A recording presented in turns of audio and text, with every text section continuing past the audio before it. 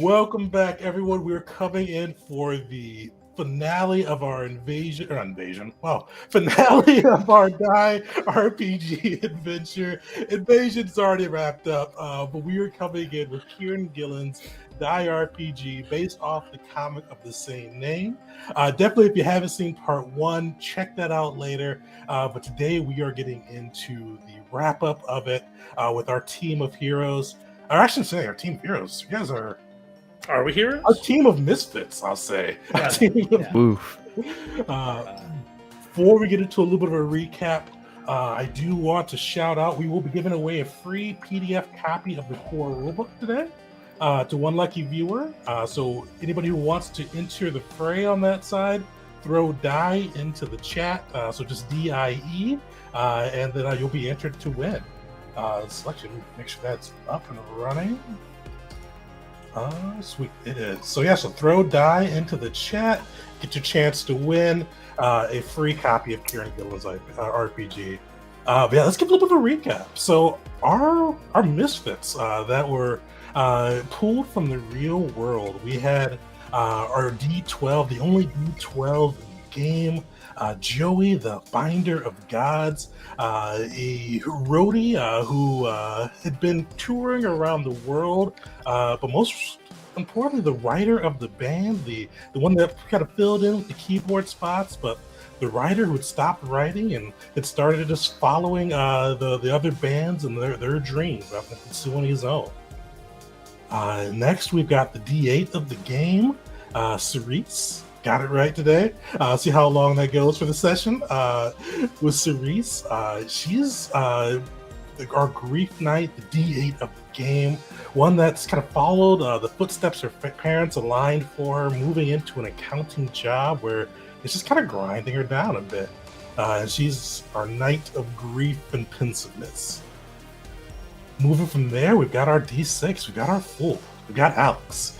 We've got, actually, I should mention too, Alex and Cerise, after school, entered into a relationship as well, surprising the table a little bit. But we've got Alex, the one that was always felt like she was mislabeled in school. A lot of people saw her as a band geek, but just really didn't jive with that label. The one that was looking for adventure has now taken up the D6, the one of many D6 that she'll have to make special on her own. And then finally, we've got our D4 class. We've got Fred, our dictator, the lead singer of the band, the one that always craved the spotlight.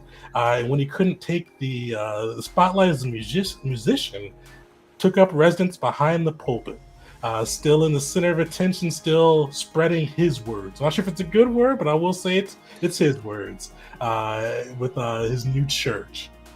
But these four individuals were all pulled in by Vincent, the master class, after the death of their old friend Ernie, a custodian at the school who allowed them to use the furnace room to hold practice for the band, as well as play the RPGs they wound up rolling at the table. Alex had a bit of a deeper relationship with him, and that's actually how she found out about some of her musical inclinations, talking with Ernie, just kind of spreading good music tips back and forth. But with his death, Vincent decided to play one last game with the crew, and that game was a little weird. He brought you all into a new world where you gain mysterious powers. You were enhanced versions of yourselves, either your looks improving, your clothes, demeanor, your abilities, something about you changed, or some would say even improved as you made your way into the world. But you've fought off some of these creepy creatures that resembled characters you talked about in the past with cybernetics slapped onto them, and then eventually made your way into the tavern you always played in your games. And within that tavern, you found Ugly, the exposition bot that Vincent used to use in his railroads, and learned a few things about this world. You have to go home, you all have to agree. To stay, you all have to agree. And only the living get a vote. And if that doesn't up the stakes a bit, the world will soon be destroyed due to you coming if you don't make a decision. And whatever decision you make is permanent. You choose to live and die, or live and die, to live in the die world. You're there forever. If you choose to go back, you're back to your normal life forever. After this, you all played a kick-ass concert, earning some favor with Orcus, the god of rock. And that's kind of where we'll pick up. You learned of what you need to do to bring back good King Ernie to this world. Plot coupons. Slashes plot coupons, one of my favorite Matt Colville phrases, around the world at 4 different locations. Ballads, or Mount Ballad, the Heroes Lagoon, or Heroes Lampoon, the Prep School Lagoon, as well as the Lectors Auditorium. And then once you get these coupons, you can bring back Ernie and decide whether or not you want to stay in this world or leave. With Vincent promising, if all 4 of you agree to leave, he will vote to leave as well. But that's where we'll pick up. You guys just played a kick-ass concert. You're seeing kind of one of the things you guys see kind of first off, a little bit creepy as you guys kind of, I don't know if you peek behind the curtains or if you kind of start moving behind the curtains after Vincent gave you his spiel. You see, like, usually in a concert, it probably takes like people a bit to leave, and some people like clap and kind of continue for an encore. But you see these people like are just driving out, like almost like a herd of ants. And the thing is, they're moving neatly and orderly. Like, you've never people are all moving the same pace. They're going to the proper exits. They're not dropping things and picking them up. They're all crowd conscious. Like, this is not the most orderly you've ever seen a concert end, and the most fast you've ever seen a concert end. And then eventually you're just left in the empty hall of where you've had this amazing accomplishment. And now it's empty. There's no cheering. There's nobody here kind of shouting Orcus. There's nothing here. It's just the instruments in an empty auditorium. And I forgot to do this last time. Cerise, how does that make you feel? So sad. So sad. No, it's sort of, it's hard to be like, sort of at like this peak and then immediately have the wind just like strip from your sails, both because of the spiel and also because of everyone just sort of screwing off immediately. Yeah, they didn't even yell for encore. Isn't that kind of weird? We gave them all they could handle. Yeah, you saw that, right? That wasn't normal. I don't know if we had enough songs for an encore anyway. We could have covered something. That doesn't. But like, right? Did that look right to the rest of you? Sometimes, as a game master, you just want to fast cut somewhere else, and so you tell the NPC to piss off. Okay. All right, that's remember, we're still in a game here, there, Freddy. Fucking weird game, but as far as I know, it's still a game. I was having fun with it, though. I would have gotten one more. Oh yeah, Speaking of game, do you only think you have the power to control people, Fred, or do you have the power to control them? Boy, are we talking like game mechanics, or is this like a bit of a deeper look into me? Because yes to both, I think. Cerise is gonna look for an exit. I mean, it doesn't. I'll be honest. When I asked, Eugene, Marco, the bartender, Harley, Brunel, Billy. Yeah, Brunel. Brunel. When I asked Brunel to give me that drink for free, I don't know if you guys are paying attention, but like his body was happy to do it, but it like through his eyes, he was afraid of me. He hated me, and it was this weird mix. I mean, it was nice getting what I wanted, but as soon as it was over, it just snapped right out of it. And so I think so. I mean, I could make it do something, and then we can just kind of like call it there. I don't know, nothing crazy, like, bring me a napkin or something, and then try your hardest not to bring me a napkin, and we'll see how hard it works. Vince, no takers. No. Vince, you designed that? Oh, Vince popped out after the concert. Oh, you're right. He did, yeah. Yeah. So Vince designed that? Seems a bit of a flaw. I mean, I guess he wouldn't want to make me too powerful. I mean, I know I can do that with my voice, but Now, if we all want Anna here and he's the only outstanding vote, well, I mean, he said wait. He said that he'd agree. I know he said he would. Yeah.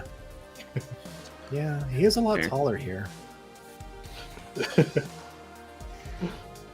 Well, Um, I thought we had maybe considered heading to the auditorium first. Yep. yeah, it's a good Yes. place as any. Yeah, but head to Hannibal's auditorium and find out what happens. You feel the world just shake a little bit, like just not like an earthquake, but just like a little like tremor going through. Is that him telling us to hurry up, or he doesn't like it when we call it Hannibal's auditorium? Both. We need a plot Remember- coupon for the plot coupon. Yeah. Yeah. You remember how the table would shake a little bit when we would irritate him in real life?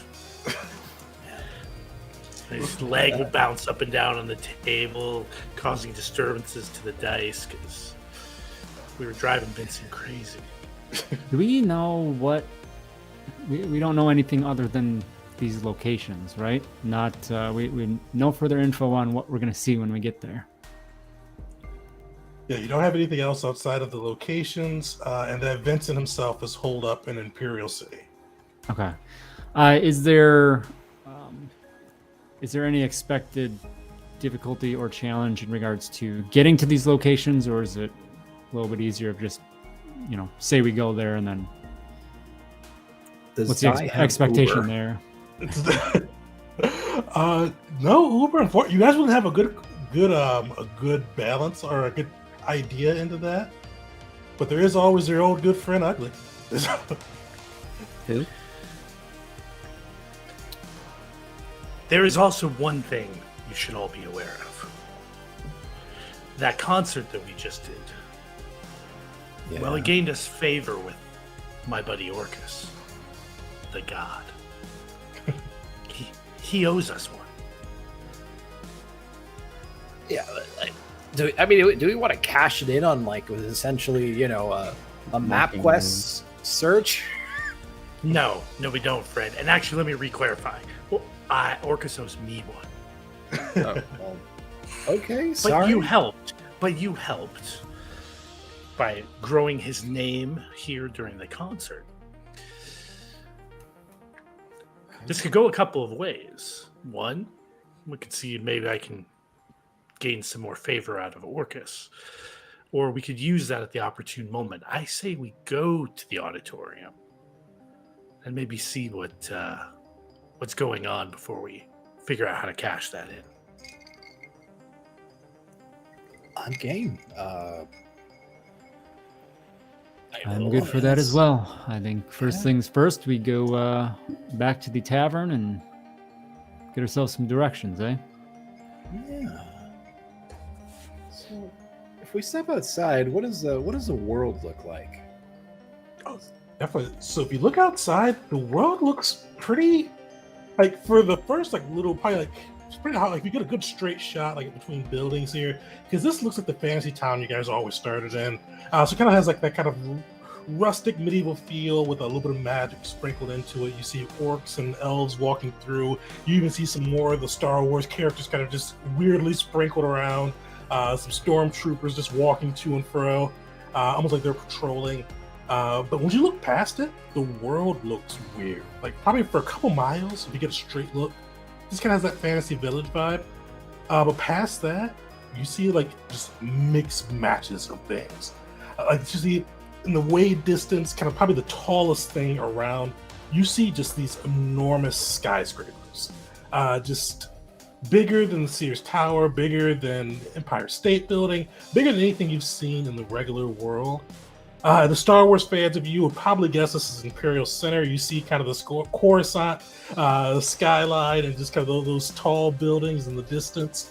You know, that's where he's holed up with the most pretentious of henchmen, Grand Admiral Thrawn and Xanatos. And you see kind of around you, see to the left, kind of in the way off distance, this huge mountain, like almost Mount Olympus inspiring, just this ginormous thing. You see crackles of thunder, you see kind of these little mini, you'd almost think it's a volcano, but you see these little mini like bursts, but from the distance, it's really kind of hard to gather what it is. To the other end, so from that, you see like this just hazy, foggy area.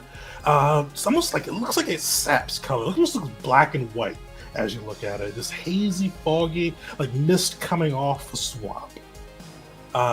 Next to that, you do see this area, and where that may be like black and white and misty and dreary, this one is like multicolored, like just somebody got their coloring book out and went crazy. You see booming colors, bright things, and you see like it's got like this New York City type vibe. Every kind of now and then, it's hard to make out from a distance. You see flashes of light. You see some of the buildings crackle. It just has this real energetic vibe. And then on the other side, you see a large, just called like, you probably guess it's probably the auditorium, but it looks almost like a coliseum or a stadium. Like it's this large, impossibly big structure arrayed in like an oval or octagon type look. Whew. Greyhawk looks weird. Yeah, Candyland seems fun.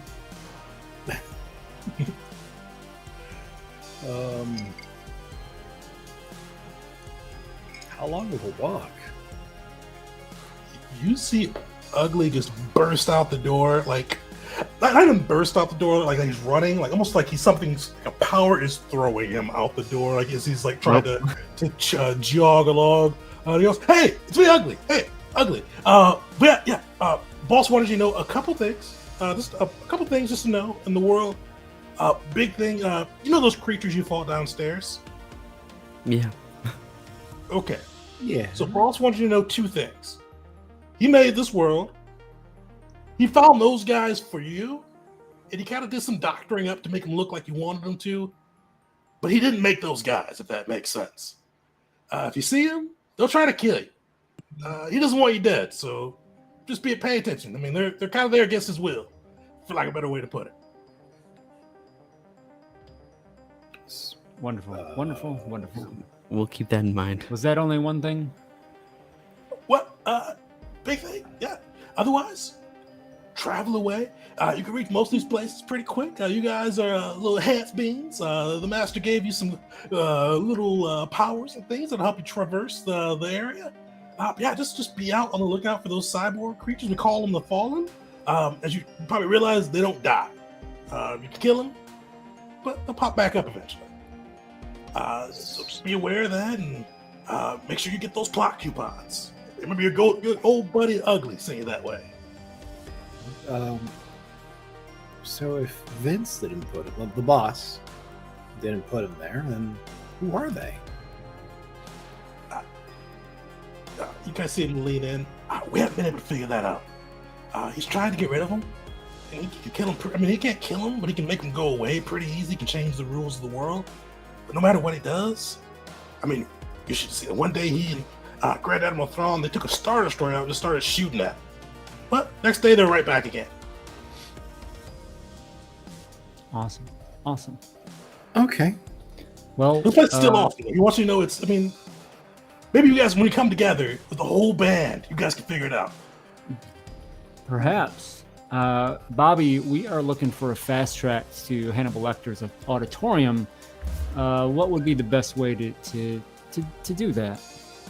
You see, like, he twitches twice. Like, you see the first Two twitch, like a back-to-back. minor one with Bobby. When you Hannibal Lecters, you see, like, just, like, glitch out. And he goes, Ugly? Boss Lecter is like a speaker, like Lecter, just go in front of a podium and speak. Not Hannibal Lecter. He didn't like that movie. He thought it was pretentious. Wow. But yeah, you just go. I mean, you see that big mountain? Just watch out for the fallen, but you can just go right there. We'll just click our heels 3 times and we're there, huh? Yeah, I mean, if you want to, I can ask the boss if they make a yellow brick road. I think we're good. Let's go. Can the boss give us a high-speed train to the top of the mountain? I mean, he wants you to see the world and feel it, but yeah, he'll get. I mean, you get the mountain, and he said he thinks you may like this mountain, Joey. Big Rock Candy Mountain. Of course.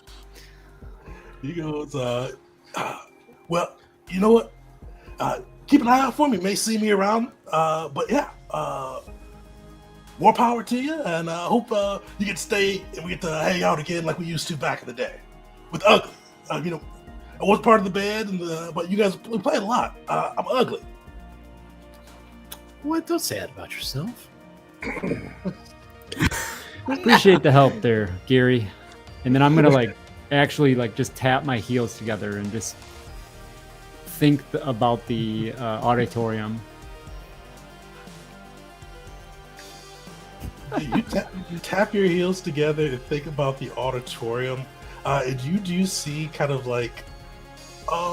you got magic. So you see this, your staff kind of glow up a little bit, and you see this just line begin to form, almost like in an RPG where it kind of shows you where the quest is. You see it kind of snake from the staff. It kind of give a winding path to the mountain. All right. Start walking. Yeah. Joey lets out an exasperated sigh. As you let out the sigh. Oh, do you have something? Go ahead. Yeah, and taps his staff on the ground. Hey, Satriani. You want to cut a deal? You see 2 gods appear. You see Satriani, but you also see the devil. What's blanking on his name? The Georgia Devil. The Georgia Devil appear as well, just kind of strumming on that fiddle. Satriani's kind of eyes glare with kind of the burning of the sun. And you see the devil there go, well, if you're talking about deals, I don't want to be left out. Of course not. Which one of you fine, astute, divine gentlemen would like to acquire some debt with me? You see Satriani go, what is it that you wish? And the devil go, oh yeah, I'd love to hear what you want to do. I'm trying to ignore the Georgia Devil because that one, Faustian is in the description, okay? Right? So that's not the route I want to go. But can the rest of the players see this, by the way? Oh, time is frozen. I should have said that. Time is frozen right now, yeah. Did they at least hear the first part? Okay. It's really simple. I would like a portal to open up in front of here and deliver us to Lecter's auditorium safely, without chaos, danger, death, dismemberment, or any of the Oh, the time really did freeze. Did you get all of There that? you go. We got chaos, death, dismemberment. I'm not sure if anything you said after that. Nothing, no maladies whatsoever. Safety, safe passage. Oh, In that the sounds span like of a moment. You see the George Devil. Oh, that sounds like a little bit of a board favor. But you do see Satinari look and go, it could be done. You would owe me 2 debts that I could collect upon when needed. 2 debt. You do realize I could just call in my favorite Orcus and have this completed now, right? You One see debt. the George Devil go, I could do it for 1. With a little bit of interest on it. A little bit.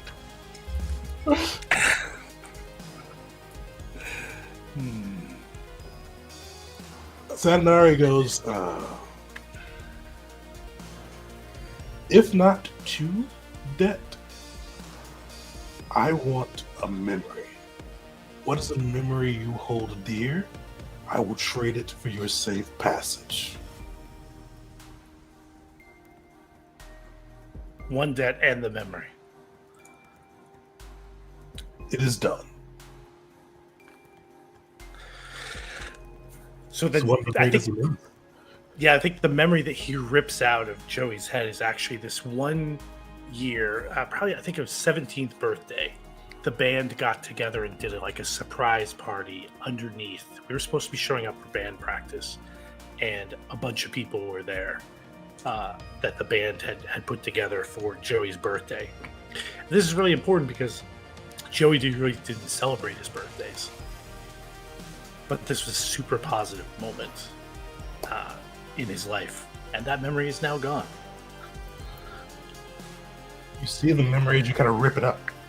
You see the Satinari just kind of flames and light licking off of him. He reaches out, takes it, and just eats the memory. You see the George Devil go, "Ooh, I don't know if I'd have been that mean, but I'm here if you need me." And he pops away, and you see this just fiery portal just whip open in front of you, and you see kind of flames licking out of it. But on the other side, you see this just massive auditorium. Oh yeah, and time unfreezes. So you guys heard Joey go, "I want to make a deal," and then all of a sudden this portal appears. You got like spells now or something? No, I have gods. All right. I God's didn't name feel like is- walking anyway, so. Barry Allen here. Okay. What the- I mean, I'm impressed, Joey. Show us how it works, Yeah. please. No, you after walk you- through the portal, and we'll be there. Follow me. That's- yeah, let's see it. The Like flowy, Terminator. the flowy red trench coat billows around him like Spawn's cape as he walks through the silvery portal. Definitely like hesitating, waiting to see that he's not like vaporized or anything, and assuming that it's maybe more just a kind of light flicker or whatever. Look over at Cerise and put a hand out. Cerise She's will clear to grab me. join and then make the jump together. Yeah, you guys see the kind of the flames. Like as you get closer to the portal, the flames seem like they're kind of licking out towards you, but you feel heat, but not burning sensation as you pass through them. But definitely feel like you're under the full heat of the noonday sun as you go through. You feel kind of a bit of like a heating, just kind of warming sensation, and like almost like you're being jostled around. But you come out on the other end in front of this massive auditorium, and you see this crowds and crowds of people. But the thing with these people are, like they seem to be in cliques, like almost cults, you could say. You see one crowd all dressed up in the red jacket and gloves, Michael Jackson Thriller era. You see them just kind of breaking out dance moves, singing, just doing the Thriller dance as well, just kind of singing some of his top hits, almost competing with each other to see who can sing them the best. You see Tom Hanks imitators, some dressed up as from Forrest Gump, some from his other famous works, all seeming like they're competing for the attention amongst each other. Along with that, too, you see different kind of just famous people as well. You see a lot of Paris Hilton imitators. That was huge back then.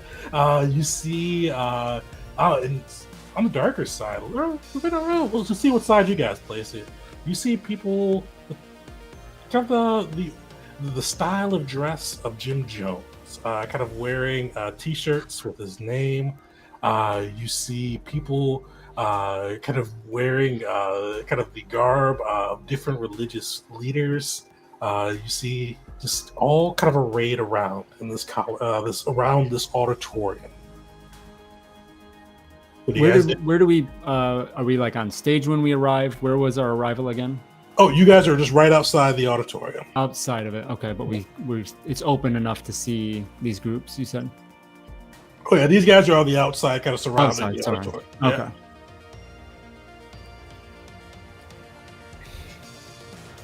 No, quite a collection of individuals here. Certainly doesn't shed any further light on what the hell we're supposed to be doing. Jim Jones. Feels like a non-choice. I guess we should go in there. Yeah. Don't take any of their drinks. Good call. Yeah. Man. You know, they really can't pull off those aviators.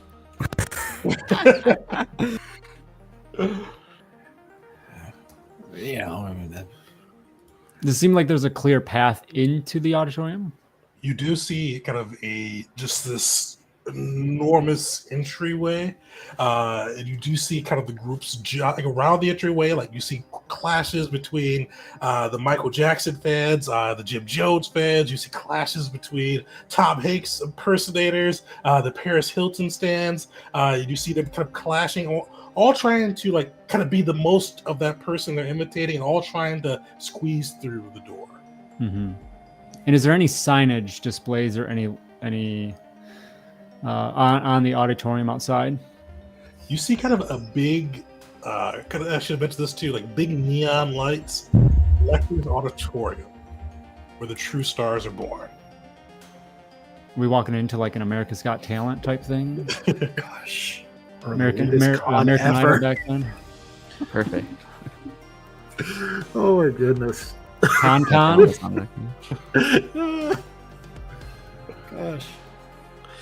Does anybody want to try some? Yeah, does anybody want to try something before I try to do a scripture?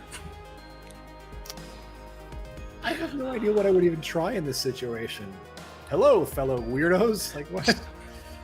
Oh, so one thing I forgot to mention earlier too, Cerise, because you were feeling pensive earlier. Your weapon is activated. Yay! You are kind of got one level on the emotional scale, and you're activated on that side. Nice. Oh, I'm actually, strong. I forgot about this. You oh yeah, Chiriax. Your weapon goes. Oh, ooh, this is gonna be nice. You know what? There's a lot of sadness, especially out here. But through those doors, just dripping with sadness. I mean, well, this will be a bit of a feast. It feels wrong that you're so cheery. But yeah, I feel like hearts are broken here. Does only, I'd assume, but does only Cerise hear that? Oh no, hers is out loud. Okay, awesome. Yeah, I was prepared for the reality that Cerise is just going to be talking to herself, but that's even better. Wait. Your sword talks? Yeah, I do. Oh god, it talked back to me. Yeah. So, you all are a good appetizer. The main course right inside. I thought only I could hear it. The grief and pain of the life of Paris Hilton. I can see it now. It's a source of power for you. All right, let's go. Sweet. Joey, what are you about to try? No, I think we just go. I'm thinking about the detect noun, so I was thinking about what the Eldritch Rock God Orcus might allow me to detect in relation to plot coupons. But I think I'm going to hold off on that until we really need it. Okay. Sweet. You guys move closer to the door. You see these various groups fighting. One of the things is you guys get closer to kind of start pushing through the throng. Some of them start looking at you. You see a Michael Jackson person go like, "Hey, you guys can't cut. This is our turn in line." And you see like they start to turn their attention towards you. What do you guys do? I look at the nearest Michael Jackson impersonator and say, "Back off, or I'm killing Bubbles right now." Oh, yes, they beat it. Come on. Beat it. Beat it. Sweet, give me a charisma roll. With a charisma pool. Okay, charisma. I got a 5. 5 and a 3. Nice. You see that Michael Jackson impersonator just moonwalk on back. Shimona. But you Gonna do be the see kind of comeback. others still glaring at you. You see some of the Tom Hanks guys glaring, some of his more actiony roles. The Jim Jones guys look malevolent, especially as you guys get closer to this door. I have, now that I'm activated, Yeah, I have my stance that's hanging out. sweet. My stance is intimidating gaze, which is you can be a scary fucker. You radiate murderous contempt. If there's a question of who's the most murderous person in the room, the answer is you. Nice. Is there any role with that, or does that just go off? It's just how it is. And this is a Sweet. stance too, so as long as I have at least 1 point, it's active.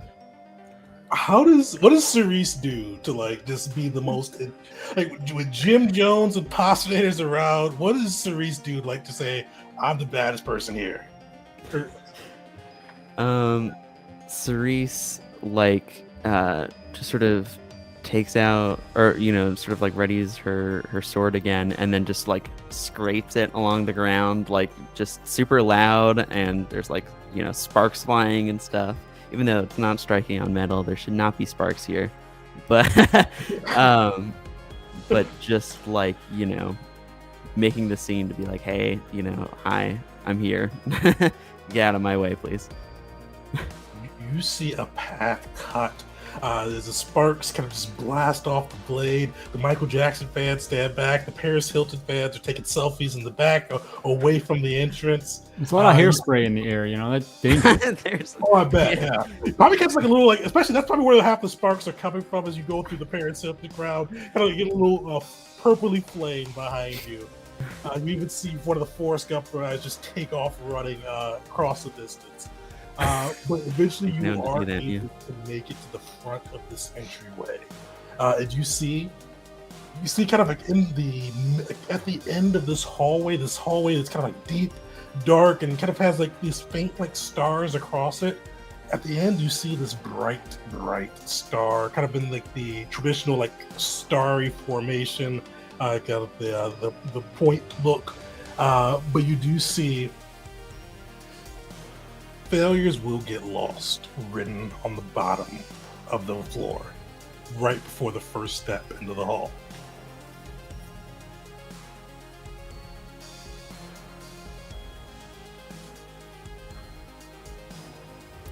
Well, that should be fine. Yeah, we're not failures. We'll be all right. You guys stepping in? Yep. Sweet. No other way. Everybody make a will save, or roll with your will pool. Willpower? No, sorry, wisdom. Just wisdom. Just wisdom. Okay. Yeah. 2 6s. Oh, solid. Those are 2 2s, so fail. I have a single 5 All right. out of 3. I'm adding another circle to my fluke dice. Nice. Gotta 5 hit and it a 1 sooner or for later. me. Sweet. Joey, you all feel this as you come pulling through. You feel like you kind of walk down this dark corridor with the stars, and it goes like Willy Wonka. Like you see the stars start spinning. You see images on the wall, but each of you guys are seeing different images.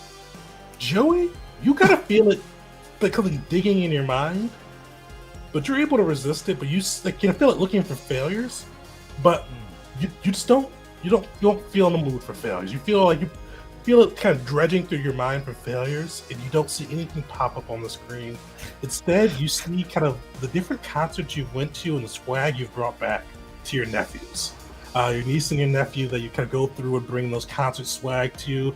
You get to see those. You get to see their happy faces each time you get to make it back home. Because you completely resisted this with 2 successes. Alex and Fred, you guys both see your failures displayed upon the wall, but you're able to look away. I mean, depending on what you guys want to do, you're able to look away if you'd like to, but it's not like all-consuming. You kind of see him, but you could turn your head, you could fight past it. Actually, I'll ask you guys, Alex and Fred, what do you guys do if you see your failures? And if you want to add, what's a failure that they see? I don't like the path this is leading down. Well, considering that Fred's a attention hog, he tried his hand at getting into acting and television and film and anywhere where somebody would pay attention to him. So lots of headshots, lots of sending in photos, lots of auditions that we'll call you, we'll get in contact with you. Just a culmination of that, just looking at a phone longingly, hoping that the right people would call. So lots of sleepless nights or wasted days being by a phone that never rang. Nice. Does he keep watching it, or does he look away as he kind of sees yourself just kind of day after day staring at your phone? Probably a landline at first, and the cell phones when they came out. Yeah. That never happened. I like it. I don't remember that. No, not one bit. Not me. Somebody else. Yeah. Alex, do you look away? Do you keep looking? And if you have something, what do you see? I think my something is I would say the expectations of that my parents had for me. Screwing off in school didn't help that, and they certainly had a different path. Not really understanding my career choice, moving away, and all of that. So I think that's what I deal with, or what I see, and whether I've genuinely processed that, or probably the reality is I've really just kind of pushed it away. I think that's what I continue to try to do here, is just like push it down and push it away to ignore it for the time. Nice. Cerise, fortunately, you are almost overcome with whatever this failure that you've seen is. You're not able to look away. You see this just playing out, and all the glory or gory detail of whatever this failure is, the one that haunts you, that memory that whenever you're trying to go to sleep, you remember it and just feel that just that anxious embarrassment or shame. Cerise, what do you see? Cerise sees just her cubicle that she sees 5 times a week, sometimes 6 if it's a busy week, Tax season. and yeah, exactly. And I think even though it's being displayed up on the wall or whatever, it seems so oh, okay, weird. For her, it's all consuming, and just fills her with dread and anxiety and all sorts of bad feelings. Maybe a little grief. Some pensiveness too. You feel that you do gain a level of grief, but that failure, that almost is like physical pain. You do take a wound point as you kind of go, or a health point, as you go through, just almost assaulted by the failure. You're kind of looking at those fluorescent lights that no matter how bright or dark it is outside, it's always that same hue, with the cubicle where you've got all these weird corporate things hung up for different initiatives you're doing, calendars you have to keep, with this old computer that's just dusty, that takes forever to boot up. And no, I'm not going from past experience. That's what you see. You're killing me, Tegan. Yeah, I want to take a wound point. Jeez. Pre Y2K computer. Yeah. But you all eventually make it outside. You all see the Cerise is probably a little rattled, but you all can make it through. Kind of getting out into this auditorium, or into the inner of the auditorium, you see this big star just kind of shedding off this crazy light, and you see people on this stage with a big spotlight in the center. And Fred, what stands out to you the most is right in the center of the spotlight with two people kind of like in front of them, like they're kind of almost like they're dueling with words. You see Fred Sr. You see these two people dueling with words. You see it looks like somebody with a Madonna impersonator, and then one that looks like they're trying to impersonate George Washington. They're kind of just giving various like Madonna person singing. George Washington's giving a famous speech. You see your father give a look you've probably seen far too much. You see him turn to the Madonna singer with a look of pure disapproval, and he goes, "Fail." And you see the Madonna person disappear, burned by the spotlight.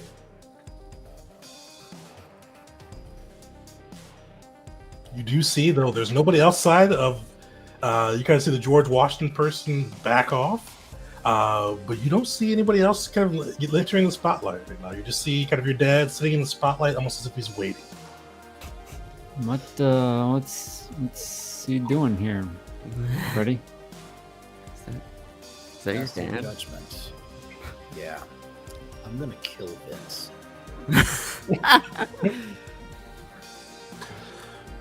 What the?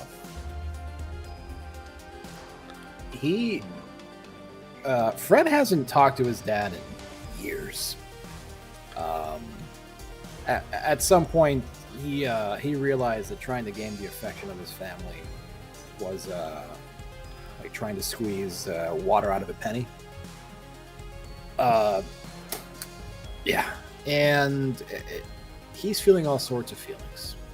He's angry, he's filled with grief, and inside of him there's still that little boy that just wants daddy to look at him and tell him he loves him. But he's buried under a lot of anger. It's like, well, this is gonna look around, and I guess you'll tell a group, if this is Vince's idea of therapy, I have no idea. Hi, Dad. You see your dad turn towards you. This look, not the same look of like contempt he had towards the Madonna singer, but just this not blank, but busy expression. The expression you got, like when you were like he's reading a newspaper, you tried to get his attention. When he was trying to work on something, you wanted him to play with you. Just that look of like, I've got better things I need to be doing. He kind of turns it towards you. Doesn't say anything yet. All right. Well, I'm gonna kill Vince. All right, fine. No words. Just whatever the hell this is. And he's gonna start walking towards the spotlight. Perfect. As you walk towards the spotlight, the rest of the crew, you see the stage elevate up with Vince and Fred, or not Vince, Fred and Fred kind of staring back at each other. You see the back end of the auditorium part, like Red Sea's part, and you see the crowds standing outside. And you see Fred Sr. just looking at you. And you see, as you get closer to him, you see he's got kind of his usual suit on, but you see kind of where like the breast pocket would be, where probably used to have like a handkerchief. You see a spot with an empty D4. Like where a spot where a D4 could fit if he had one. Huh. Well, fancy meeting you here.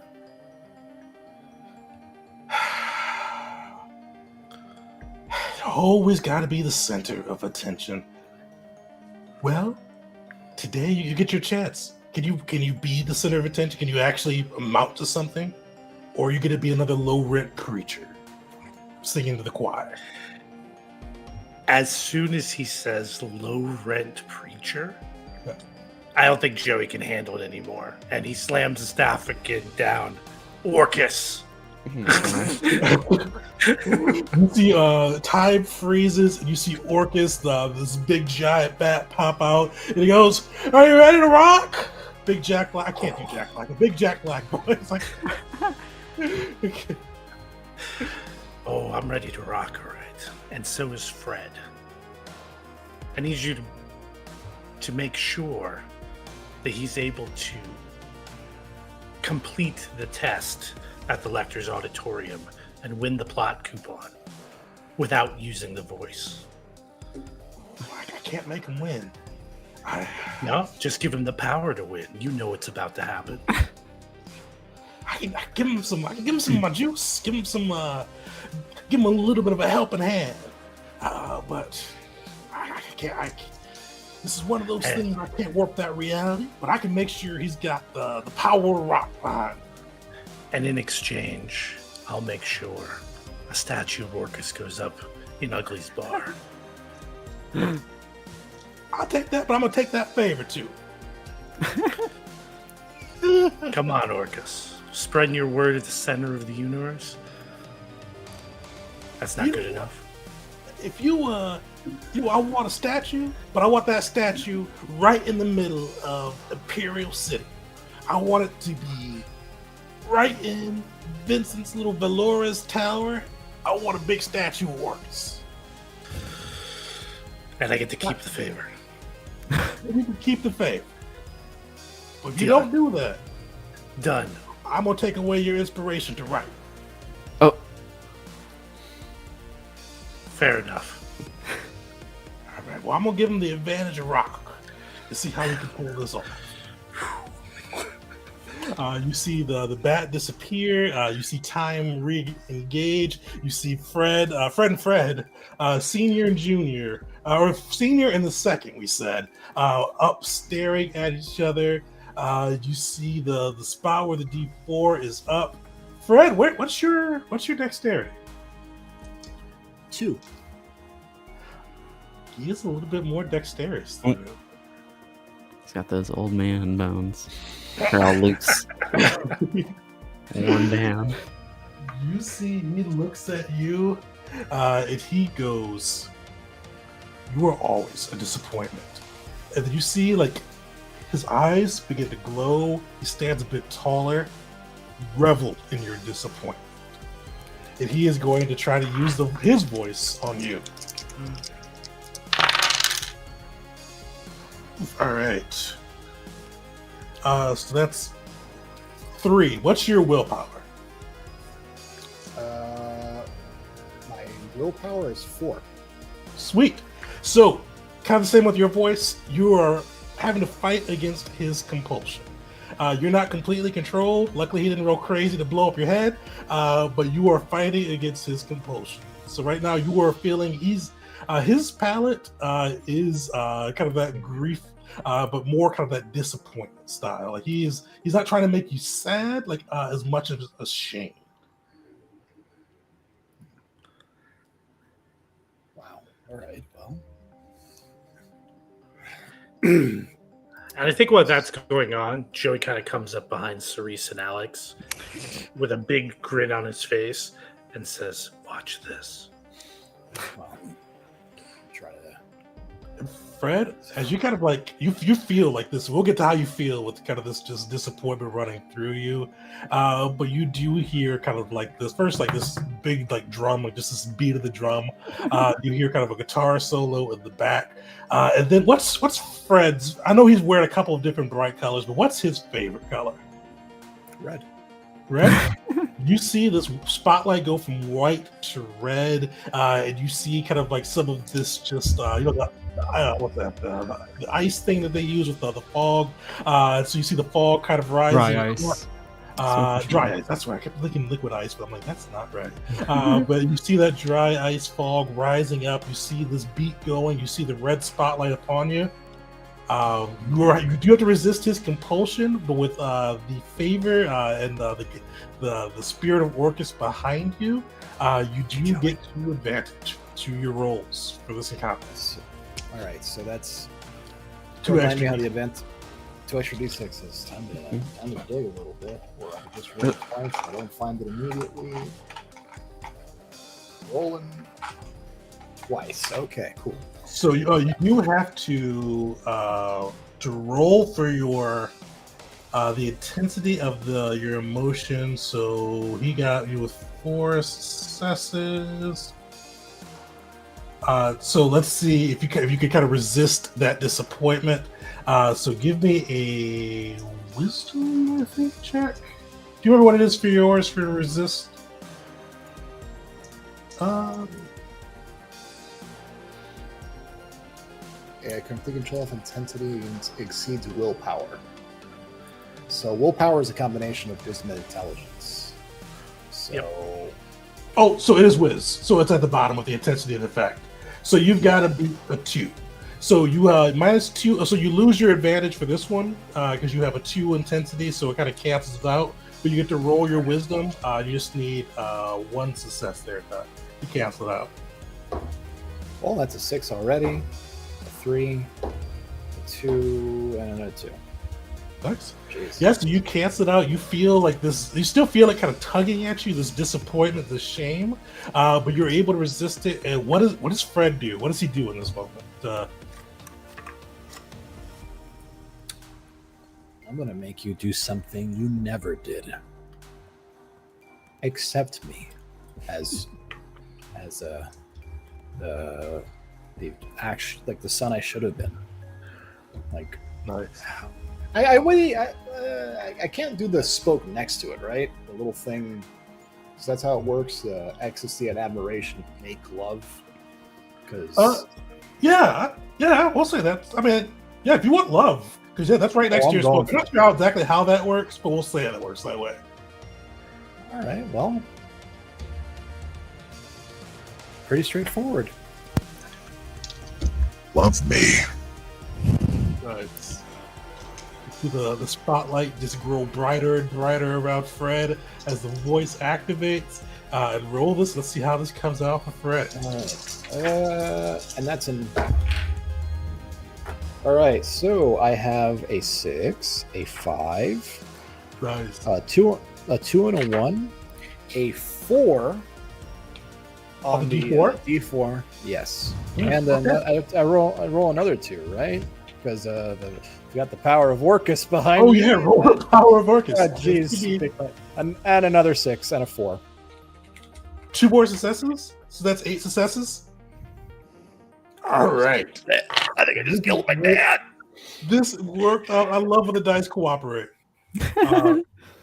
Remember those can we do that before I start? Yeah, the D4 successors. Remember, they can go up or down. Right? Oh, yeah, I forgot about that. They don't always add. You can also use them to subtract. Do you want to subtract the D4s, or do you want those to ride? Fred's dad was a piece of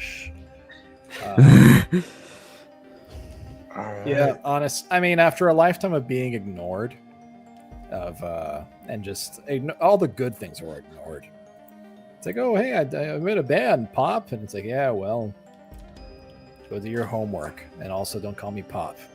You know, I'm thinking after a lifetime of that, after trying to win his admiration, going no contact, and then finding him here. You know what? Maybe Fred wants to be a better person. What'd you roll on the D4? The D4 was a 4. 4? Okay, yeah. So I don't know if I think that would either make me fail it or like really succeed at it. Right? I think you can go 2 up, 2 down. Like you can use them to cancel, or 3 up, 1 down. Like Okay, do you do it that much? I'm trying to find that page.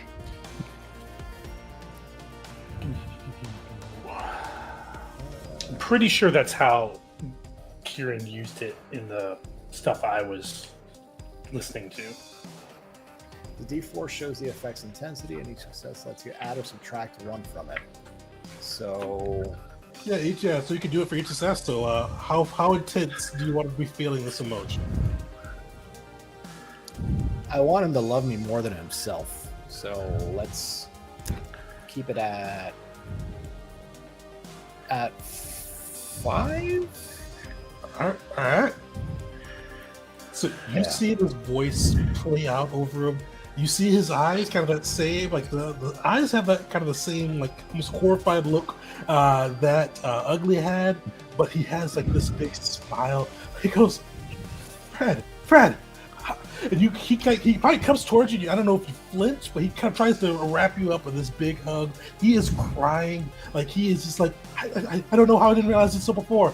You're the most. You're the best things of me and your mom. You are just. You are the sky. You are everything. Like Fred's kind of losing his shit, and like he's like mouthing the words like "fuck you, Vince, fuck you," just losing it because like he knows that this isn't maybe not real, but it still feels really good to hear. Ah, man, he's gonna ride the moment. He's gonna hug him back. He's needed this for 20 plus years. You see the dad just hugging you, crying, just with tear, like probably like you've seen love before. You've seen couples like in love and like out of that, even like in that like just that honeymoon stage was just kind of gooey and it's over the top. Like this is like intense. Like this is like you see it, like you probably like this is like almost like a Hallmark movie overacting level of obsession love. Like he is just truly beyond what you'd expect for the love. And you see that and he goes, well, son, I need to give you this. And you see him pull out a poster from his pocket. And I'm gonna let you guys as a group describe what's on it, but I'm gonna give you kind of the cue behind it. This poster was the concept art of the album Ernie always wished he could make. So when you guys are down there in the furnace room with him, talking music, Ernie kind of told you about the album he always wished he could make, but either through talent, life circumstance, whatever it may have been, he never got the chance. But he's like described this to you. Like you've never seen it drawn out, but he's described it in vivid detail to you. What's on that concept art? I feel like Alex has to describe it. Right? Oh, yeah. 100%. That's fair. Yeah. Sorry for the pressure. Sorry. It is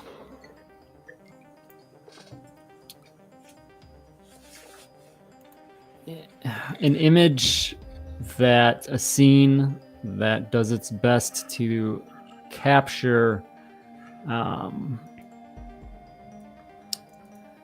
not escape, but kind of escape or release. I think he felt a little trapped in a situation, and so maybe it's like out in a field or like a jungle or something, and it's this large animal cage. And you can see that some of the bars are kind of bent and beat and attempted to try to break out, but there is like the lock is busted off and the cage is flung open, and you can just see maybe a trail of not very defined, but footprints that lead off out of scene there. Nice. You guys see this in like that same vivid detail that Ernie described it right on this poster that Fred Sr. gives over to Fred Jr. or the second. And with that, you see like Fred still like and I should mention with the voice, it lasts until you use it on somebody else.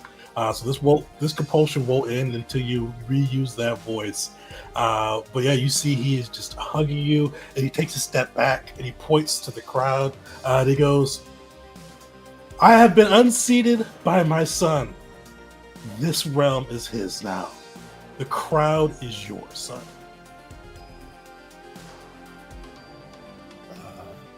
You see the crowd cheers, screaming your name, Fred. You see all of the kind of the imitators stop fighting amongst themselves. You see all of those famous people that they tried to make it that haven't, looking at you on this raised podium with the Rock of Orcus still behind you, cheering. Thanks, but I don't even know what this is. And you see a coin go up into the air.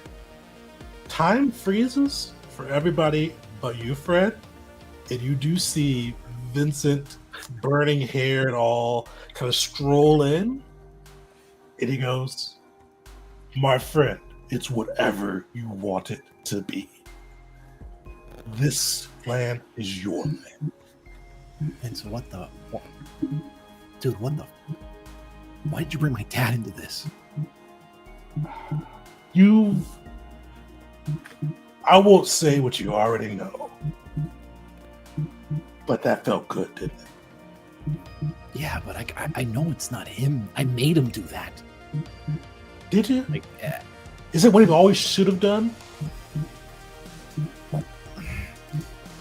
Okay, just because it's what he should have done, people should do better, but that's not what they do. He was focused on my mom and everything but me. It doesn't like doing it now, a hug and a hey everybody, and tears in his eyes at this age isn't gonna. I get what you were trying to do, and thank you, but this doesn't feel right. Well, it's your land now. Remake it whenever you want to. Don't forget about those plot coupons. And you see kind of the ground tremble again. Before you go ahead. Can you get my dad out of here? You don't want him here? Oh, Jesus, no.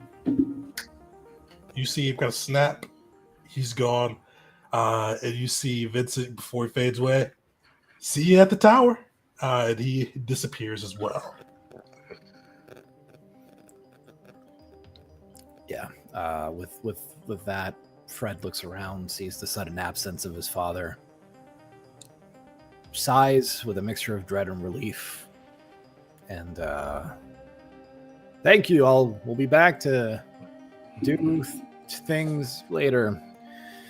All right, guys, I got the block coupons. Get the fuck out of here now, please.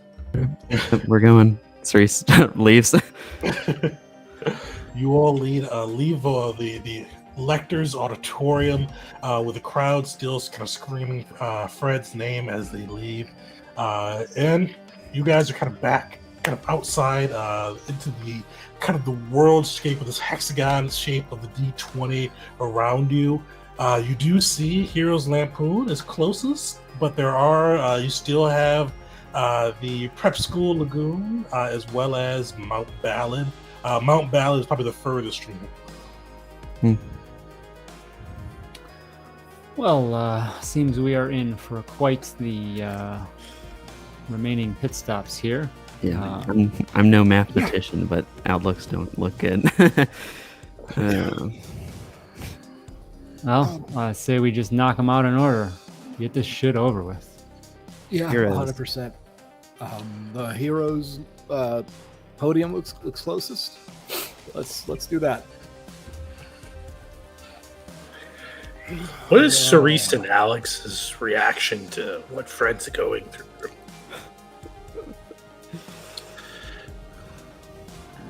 I think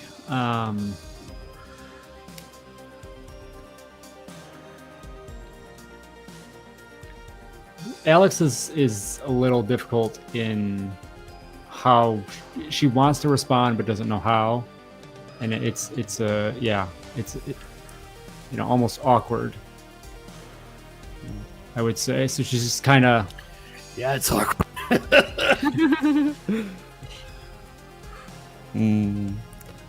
I think Cerise right now is still dealing with her own emotional shit, and isn't exactly sure how to approach Fred at this point, you know? Because yeah, Cerise is emotional, and Cerise also likes helping friends, but also like, I don't know, it's been a while, you know? And also, what the fuck? Yeah, I don't, I feel like Cerise somewhere deep inside is like, I don't want to, like go up and try to give him a hug, and who knows what he'll say to me. And your sword does go, and I think this is Fred's probably pretty sad right now, right? Your sword is like, oh, this is a beacon. Oh, this. Say it quiet though. She's saying it so Fred can't hear. It's pretty much Cerise could probably pick this up. She goes, well, this is just a buffet. You bring us around the best people. You're doing such a good job, Therese. Therese like clangs the tip of her sword against the ground. Not now. I think Joey, 7 foot tall, crazy looking Joey, actually comes up and wraps his arm around Fred's shoulder and pulls him in and says, I'll take care of them for you. Stick with it. I'll catch up in a minute. And I think Joey heads and walks back into the auditorium. All right. Can I hold what he does, Tekin, until later, or do like a flashback reveal? For sure, yeah, definitely. Sweet. So you guys gather back up, and you begin kind of walking. And as you walk towards the Heroes and Lampoon, like the auditorium was like kind of regular life. Just kind of felt like just normal colors, normal sensations. This gets bright. This gets like bright. You hear music in the background. You start to, as you get closer and closer, the music intensifies, the colors intensify, till it feels like it's like Saturday morning again. Back right when all of the good stuff came on TV. For those, I think I'm probably the youngest outside of Doomer. But like Saturday morning cartoons on Fox, like back when it was like we're walking into Toontown in Roger Rabbit. That's what I'm seeing right now. Yeah. All the cartoons are coming out. You will Those see are that magical Saturdays.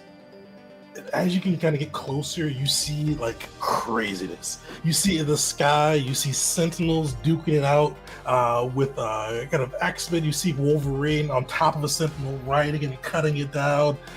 You see a gargoyle Goliath flapping around and catching Wolverine as he falls. You see Launchpad flying this crazy looking plane, shooting at the Sentinels.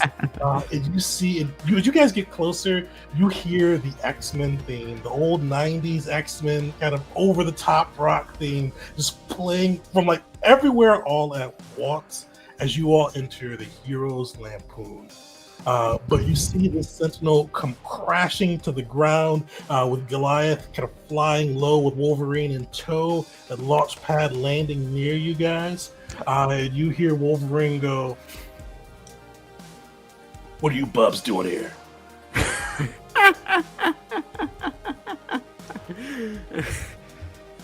We're looking for something, Logan.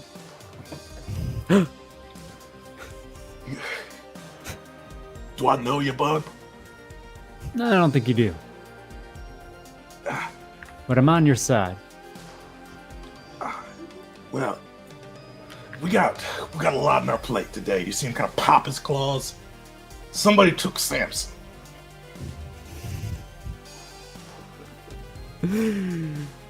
No, that's not. It's not gonna do. Who took Samson? We think it's Apocalypse.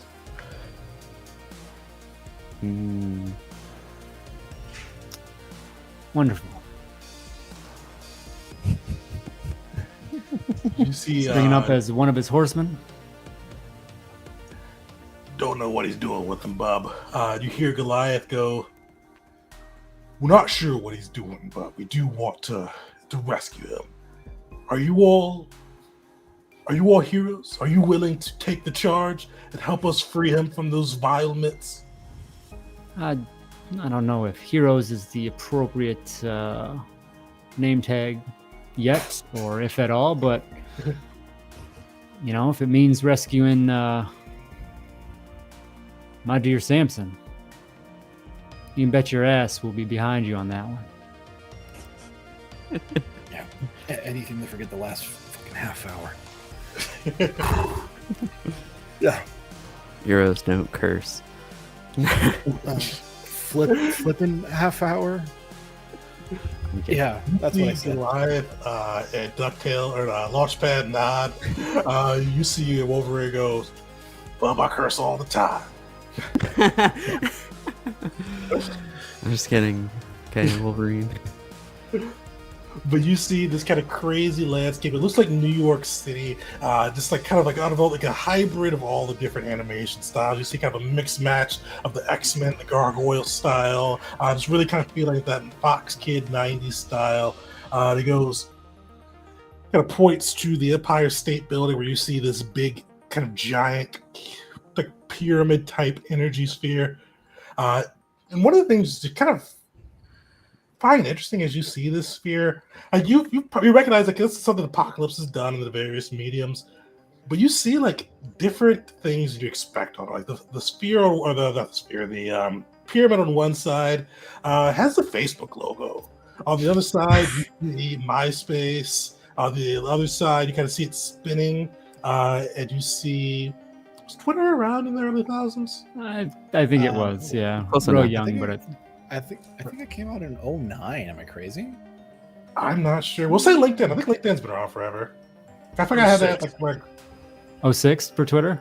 06? Yeah. 06 for Twitter. Oh, it's still past us, but Yeah. I don't Oh, know I what think we're else it would have 07, I been. thought. I thought we were in 07 as well. Oh, Yeah. no. Okay, you were good. Yeah. YouTube Right. would also be around. Oh yeah, yeah. So you see Twitter, you see YouTube on the other end, and you see it just kind of spinning around. One of the things you kind of get a better look at some of these Sentinels too. You see they're bearing your company logo. What's with your company? What's the logo that you work for? So it's a record company.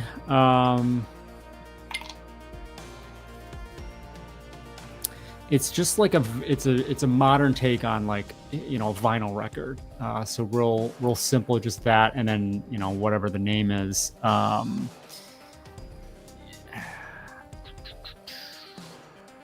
Why are you thinking about asking one more question? Does Cerise like the music you guys make?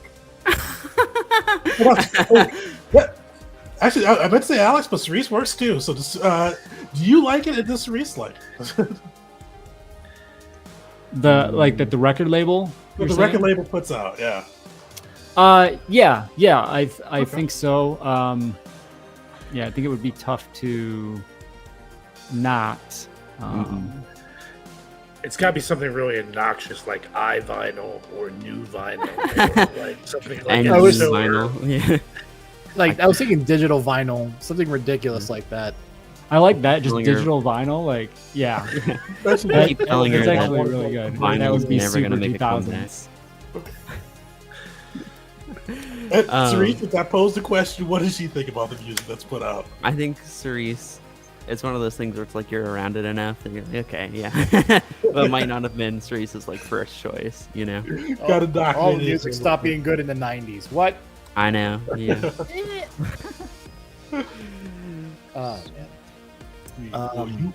You all see that record label, all the Sentinels flying above. You see this big giant dome. You see Launchpad go. All right, well, buddies, we got to load up here. Take that fight to Apocalypse, and we got to rescue Samson. Absolutely, Launchpad.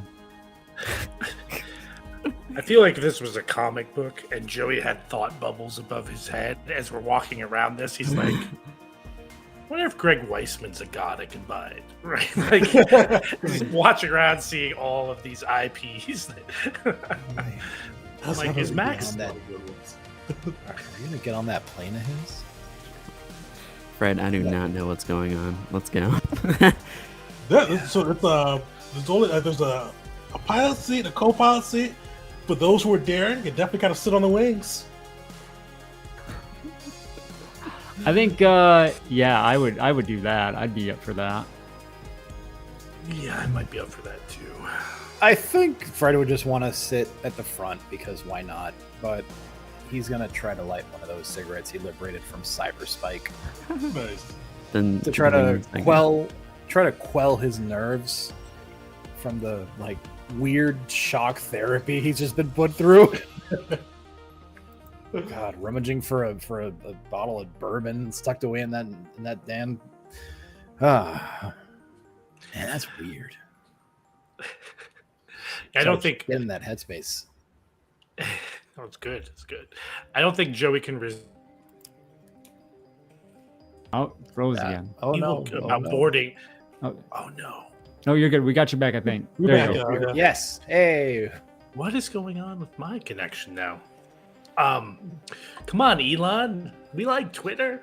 It's okay. I'm sorry, I'm on Starlink right now, and it's yeah. Anyway, has not failed me before, but that bit that George Carlin used to do about boarding planes, where it's like you can get on the plane now, and he's like, no, Evil Knievel can get on the plane. I want to get in the plane, In the right? plane. Like the living embodiment of that bit in Joey's mind right now. Sweet. So Joey hops the co-pilot seat. We got the rest. Are you guys hanging on the wing? Yep. All right. So you see Launchpad kick off. You see Wolverine start just charging. Goliath climbing the wall to get some altitude to fly. And Launchpad starts steering you towards the wings. You see Sentinels, kind of like a fleet of them, kind of start flying towards you. They are arcing through. You see like 10 of these Sentinels coming your way. You see their hands starting to charge as they're flying towards the plane. What do you guys do? Do you guys get into combat or anything clever as you all get closer? I don't know enough going on to do something clever. Suri says. Let's see. I don't have it pulled up. Do you have the? I just wanted to check for powers. Is it kind of on the spot thing to cast powers, right? Yep. So Okay. powers. So they usually have a base 0 with difficulty of 0. Sometimes that can go up or down. Yeah, you can usually just kind of go through. I guess. All right. Yeah, good with that. I think she'll kind of like prep like her fire touch again, so her arms just go out in flames. She's like standing on the wing there, and pull out. No, yeah, it's just doing that, just flexing, standing there on the wings, arms ablaze, just staring down the direction that we're going, waiting to, get glimpse of their target in Apocalypse. I mean, Fred has a pistol. You could lean out the door and try to pop a. Don't know how good a 9mm round's going to do against a metal monster person, but whatever. It's a game, right? Mm. All right. You guys see these Sentinels coming through, hands charged, blaster bolts about to blast through them. Everybody give me a dexterity saving throw, except for those inside the plane. And those inside the plane, well, Fred, you got your pistol? Give me a pistol shot.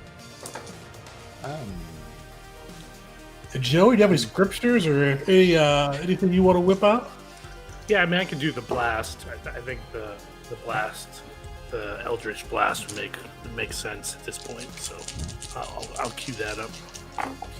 So Joey actually time's gonna freeze as you kind of queued up that Eldritch Blast.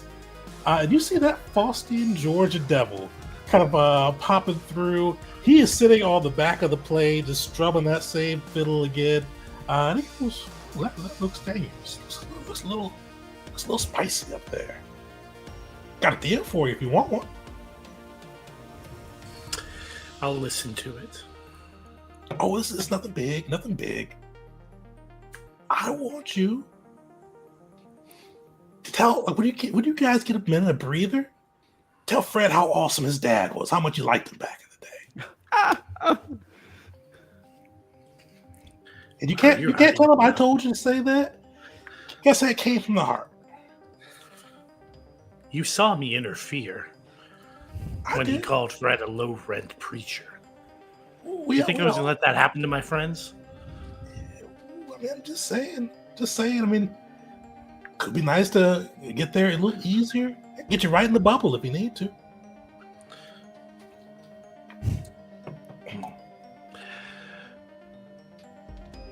You know what? 3 favors, you got yourself a deal. Oh, 3 favors? You're talking about breaking a lifelong friendship here and causing a mass amount of grief to Fred and probably Cerise when she sees me do it. Oh, we all know that'll just make her stronger. She already could topple a mob right now. Push her a little bit further, she may be able to take out a mountain herself. Exactly. Okay. Well, I'll give it to you. Let's say 2 favors.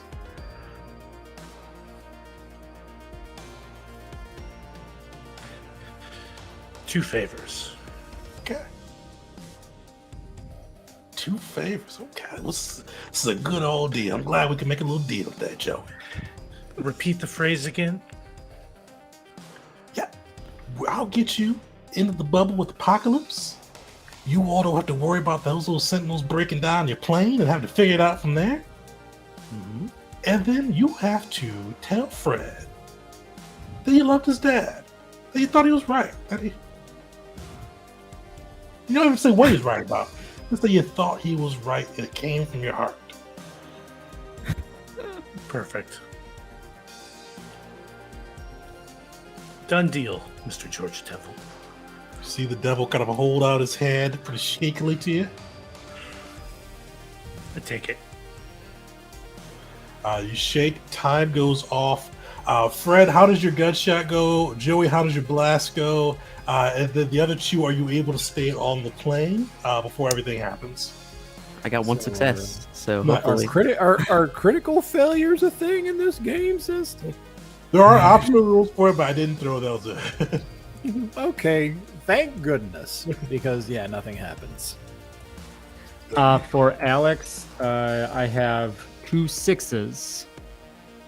Nice. So 2 successes there. Still have not hit a circle on my die. I'm at 5 of 6 faces. So I mean, we're damn close.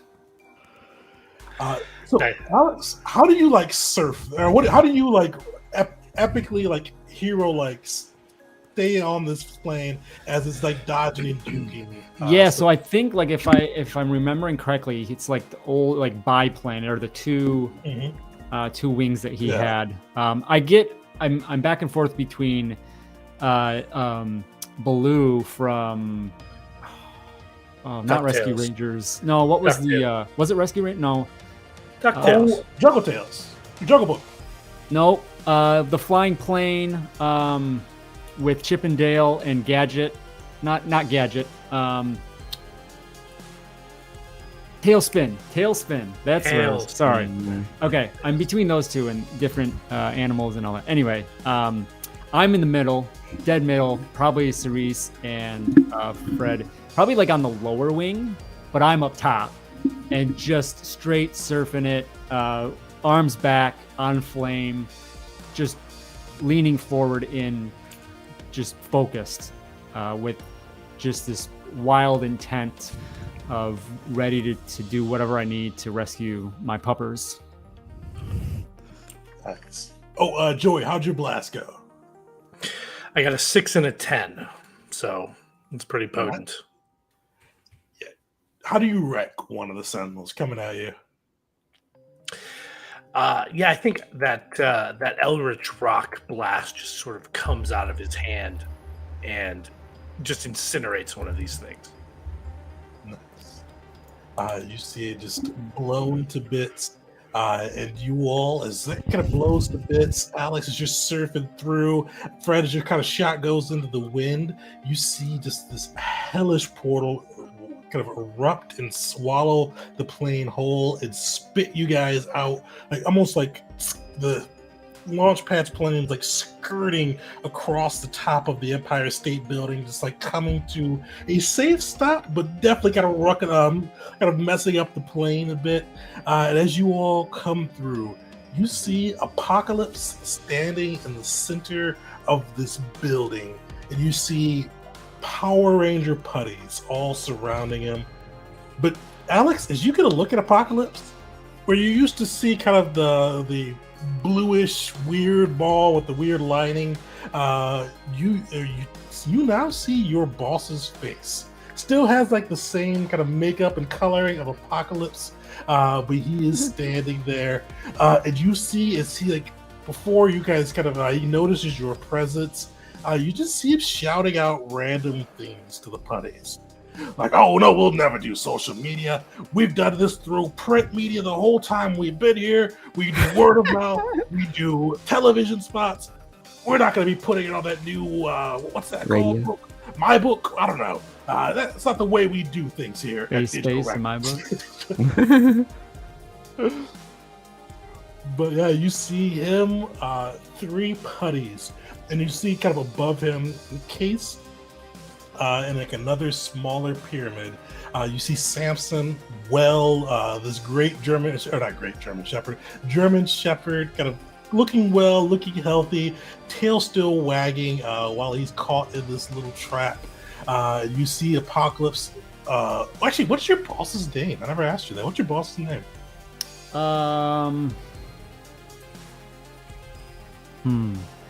It's definitely an old school. I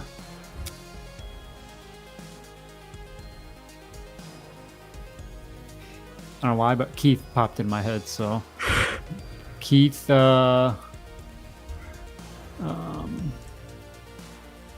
Baker. yes, I like it. Keith Baker. You see Keith look at you and go, Alex, that you? Hello, Mr. Baker. So Alice has got that red mohawk. Goes, that's not regulation. You know, we don't do alternative hairstyles or colors. You'll need to dye that or put a hat on if you want to come, and we need you to get to work right now. The putties and us, we've got big business we're doing. And what is that big business? Yeah, you kind of see a point to like the record label. As you guys kind of see on the inside of this pyramid, you still see kind of the coloring of the pyramid on the outside, but where before you saw the social media logos, you see just the digital record logo around.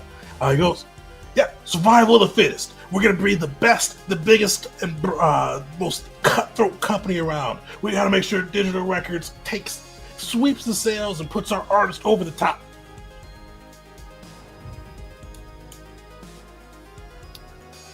I see. Yeah, I mean it's a good tactic to aim for success with our musicians, but I'm not sure that stifling their creativity, she kind of like gives a nod up to her mohawk, is going to be the best thing to do. You're the business, not the talent. I've told you that once. I've told you 1,000 times. We look when you gotta see like he kind of points to himself. Usually he'd be wearing a suit, but he is wearing this ridiculous Apocalypse get up. He goes, "We look like the business. They can look like whatever they want to. We're marketing them." I feel like I'm gonna have to beat some sense into you this time. Oh, Mr. Baker, we're in a different world, and I know more of this world than you can ever dream, and that is why I must destroy it. And you see, he looks perplexed at that. He like, destroy the world. We're making records. And you see his arms kind of do the big puff out Apocalypse thing. We're gonna get a little bit of a combat in. So there's 3 putties. Apocalypse as well. What's everybody's dexterity scores? And actually, who has one above 2? Okay, so 3 and 2. All right. Yeah, Let got me 2 look at the also. stats for these guys.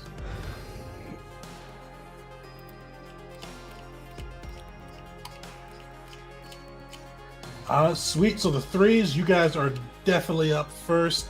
I'll let you decide between you, Joey and Alex, who you want to go first.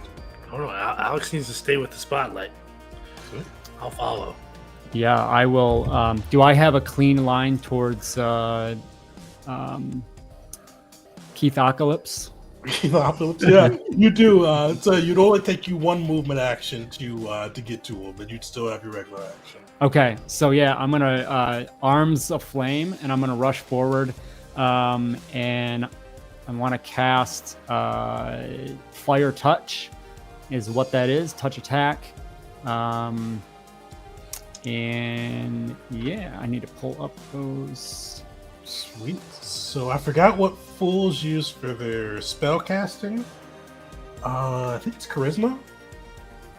Yes, it is. Yes. Yep. Charisma. Sweet. So yeah, I've got a 3 there. All right. And then Fire Touch, hit someone within arm's reach. And it says special, ignite opponent doing 1 hit per round until they extinguish. Sweet. So if you get a 6, you get that special. Apocalypse doesn't have any defense, so you just need 1 success to get on the board. Okay. All right. So I've got 2 successes, a 6 and a 5. Nice. And I do hit one of my flukes, which I think is a good time to maybe go for that. So Perfect time. Describe the fluke of luck that benefits you. GM can then choose to modify it. More advantageous I make it, the more they'll likely tweak it. And then I erase all but 1 circles. All right.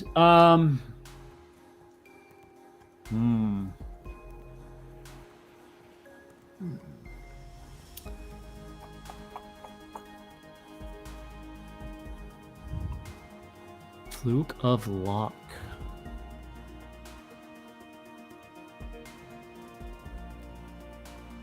Yeah, this could be anything from the fire you catch spreads to a putty, or the building below it breaks. But the crazier you go, because they always recommend the DM kind of throw a little something into it. So the crazier you go, the more I can kind of throw into it and have it kind of be crazy. I'm trying to remember. Apocalypse wasn't really like a sentinel, but for some reason I'm just getting this vision of chopping him down with limbs or something. Just trying to remember, because I knew he grew. He could grow at times, but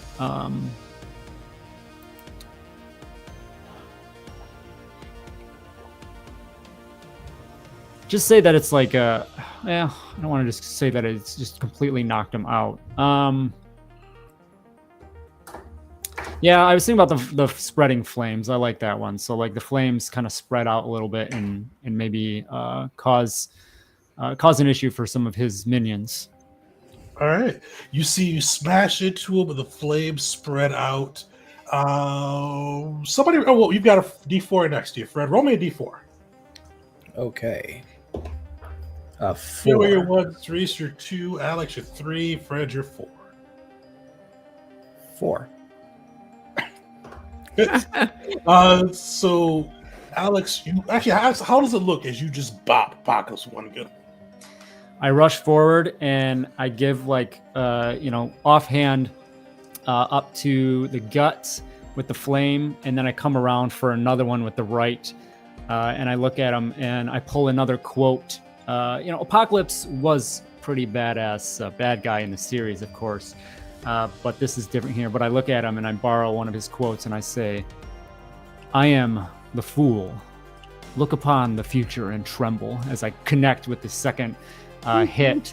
And the punches hit and just erupt in flame, just flame on his chest, just igniting. And then it just spurts off to the sides, almost, not really a wall of flame, but chunks of flame that hit the ground nearby. And that's one of the things a fool is supposed to do: launch out catchphrases as they do ridiculous shit. Mark another fluke on your die. Sweet. Well, okay. Yep. Carry on. Sweet. Yeah. So, I forgot to go over that. So the flames hit Apocalypse, catch him on fire. You see it spreads and catches one of the putties on fire. But Fred, you see it start spreading your way as well, crisscrossing across the building. Give me a dexterity roll.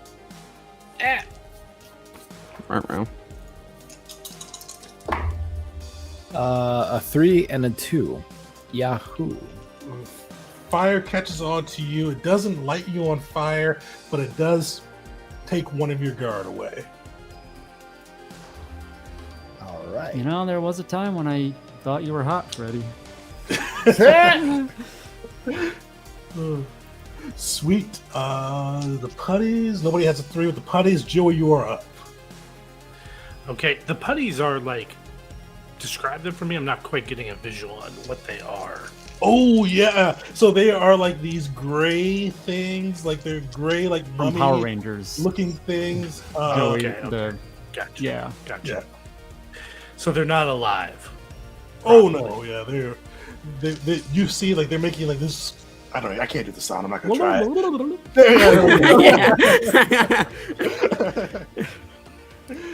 They're not even capable of speech. Not even capable. I think I will stick with the rock blast and just hose the nearest putty. I got a 5 and a 10, so it should be 2 successes. Nice. Yeah. D12 is ridiculous. Bring him down.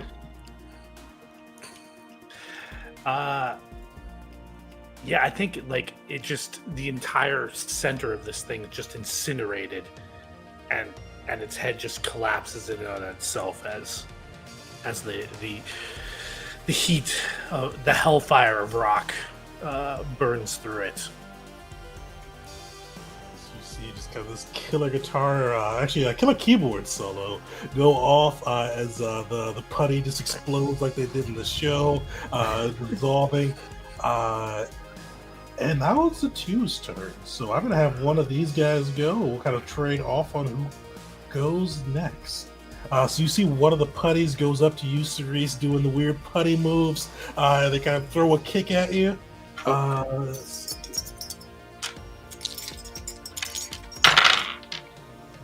Wow. You see that putty tries to throw a kick at you. I wasn't doing crit failures, but I got 3 1s. That putty throws a kick and he just trips. He is pro. Oh. You got advantage on him. It fits the putties. These guys are clumsy little animals. He tries to like throw he does like this flying sidekick, but like it stops like a foot in front of you. He just falls to the ground. It's Cerise. I'll say you're up next. Okay, yeah, Cerise just sort of looks down at him pitifully and just like lugs over the big old sword and tries to throw it down on this guy. Sweet. And don't forget to add your D8 now that you're activated. Oh yeah, I forgot. I knew I had that out for some reason. Okay, I got a 6 and a 5, so 2 successes here. Nice. Sweet. So take him down. These guys don't have guards, so yeah. Yeah, she just takes the big old broadsword and just lugs it over her shoulder, just absolutely demolishing this guy. And she has to take a second to like sort of dig it out of the sphere or whatever, right? You hear the blade go. That being's last moments were delightful. Just joy to see it. It's very disconcerting. Red, you are up. There is one putty that's on fire, one other putty, and then Apocalypse himself. Sorry. There's one putty that's on fire. There's only 3 putties, 2 are dead. 1 on fire. All right. I don't know if he's up to using the voice right now. Do putties have feelings? Probably not. They do. Think they do. I mean, the blade just told Cerise that it was delighting in that putty's sadness from missing its kick and dying. Okay, well, fair enough. And you can, and I don't know if we've mentioned it, but you can straight up just attack with your voice too. It doesn't have to be a component. That's basically just making it feel That's the what moment so it fits. Yeah, I'm gonna make it love me so hard it dies. All right. I hope that I do. All right, so, well, let's see how that goes. A 1 success with the D6s and a 2 on the D4. Sweet. Let me remember what that because it's a little slightly different with attacking. They take +1 disadvantage for intensity on attacks. and are killed or incapacitated if intensity exceeds willpower. So you said 3 overall successes? That's correct. Okay, so it is still up, just shy of its willpower there. But you see it kind of like just looking at you with this just weird longing gaze. Its expression in its face. It's kind of like it's doing the oodling in a weird way. Like it's a higher pitch now. It's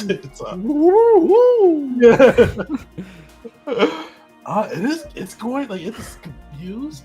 But it is going to try to fight that intensity, try to attack you.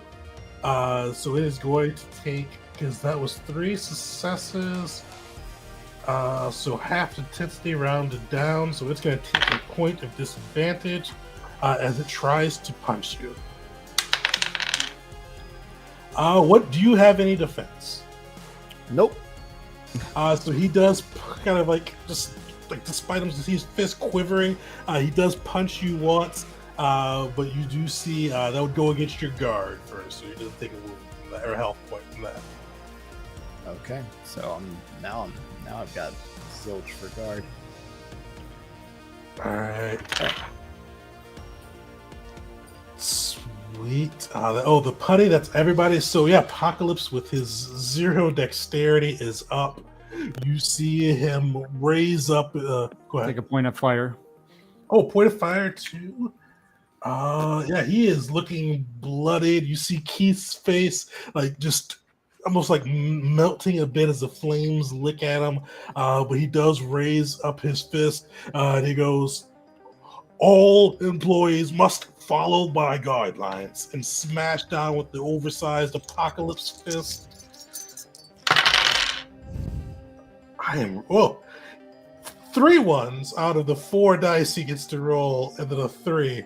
So you see him just the flames licking at his face, just completely distracted. He slams it down right on the other side of you, Alex. Your luck keeping you safe. And we're gonna go back up to the top of the order. So Alex, you are up. Apocalypse is in front of you, burning. 1 putty left, who seems to kind of have a different change of tune as he's fighting Fred. What are you doing? Yeah, so flames, I'm not going to go back to that. This time I'm going to just go continue with traditional, pop, give him a 1-2. So martial arts there. And for me as the fool, I can use my dex pool instead of strength for that, which I will.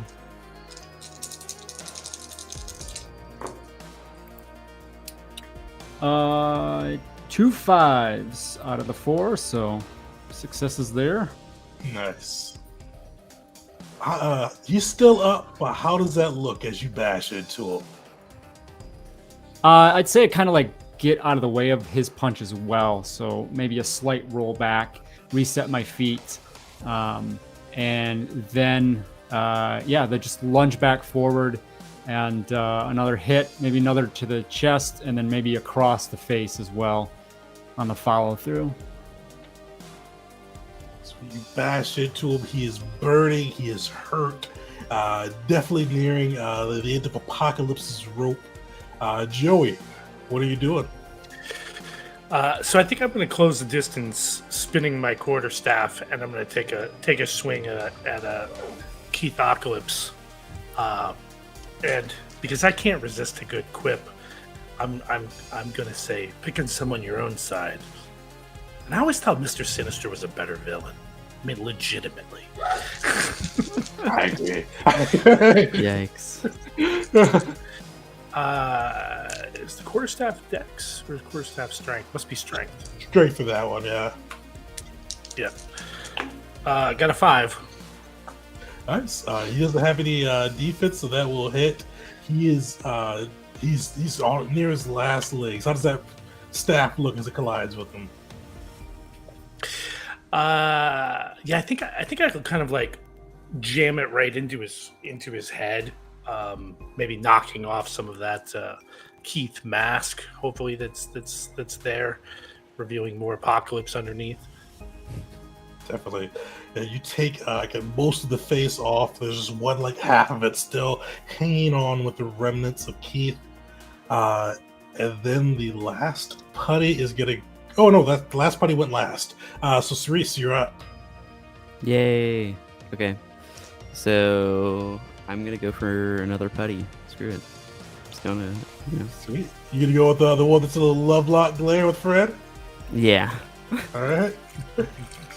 Might as well, right? There we go.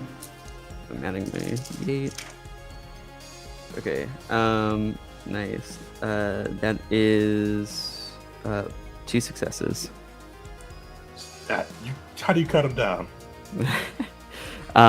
This time it's just like a side swipe basically, so just straight through the torso, and then they do the little splat thing. You see the putty disappear. Fred, you are up. Well, what's left? Big apocalypse. I don't wanna steal Alex's thunder. But hell, I'm gonna try to hurt him with my voice, I guess. Okay. All right. Let's see.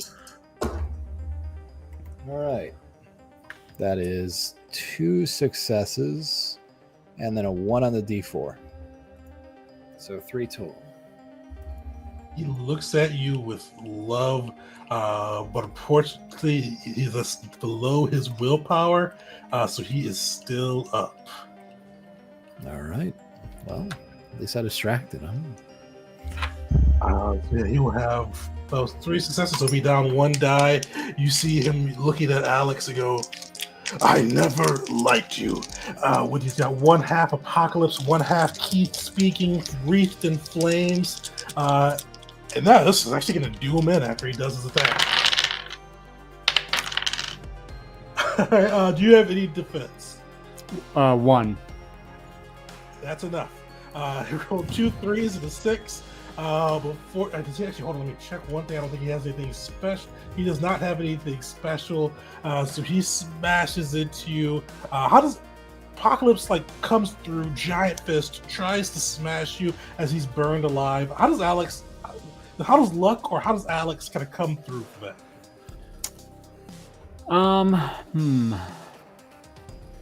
I want to say I anticipate the blow coming in, and I'm going to, just kind of twist around or something, and he hits like a leather studded belt or bracelet I had. That's my defense that he hits. So, something that definitely would also have been against, wardrobe regulations around the office. So just kind of a black, and so hitting into the studded bracelet that I have on. You smash into it. You see it goes right through his fist. You see the fires consume him. You see Apocalypse, or Keith Apocalypse, defeated. And as you see that, you see this kind of little mini pyramid that was hung up above, moving down, and you do see Samson smiling, and that dog smile they can do, tail wagging, happy barking as he sees you.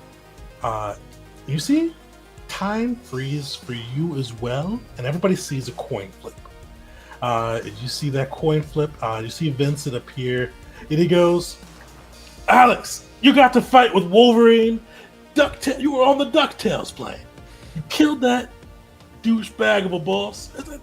What more could you ask for?" Yeah, I think I can kind of see where you're at with this, Vince. And you see, kind of points to Samson. You see time unfreeze for just the dog. You see the dog kind of happily running around you. I've seen a lot of that dog on your Facebook. We don't talk much, but wouldn't you rather be here fighting battles with the heroes you grew up with? Your dog by your side every day, all day. Cerise as well. You all could have whatever you wanted. This would be your realm. If you want to keep having the heroic adventures with the people you grew up with, palling around with the X-Men, hanging with the gargoyles, you can do that, or you can remake it. This plot is your plot.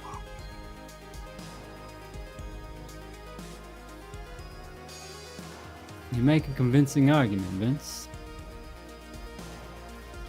You see, like, even like with this, like, kind of this buffer, hair back, taller form, as you just see relief kind of like fly through his face. He goes, oh, good. All right, tell the others. Oh, I'm I glad will. you like it. And you see him snap, disappear, and you see time go back into flow for everybody. Looks like a Toto joined our ranks. Good shit, y'all. Yeah. Yeah.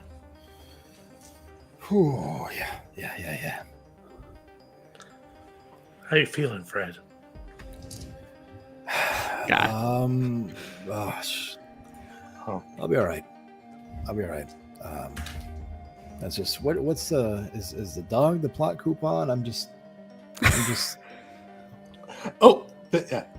As you say, forgot about that piece. As you say that, this giant pyramid that was surrounding you begins to break apart into these little pieces.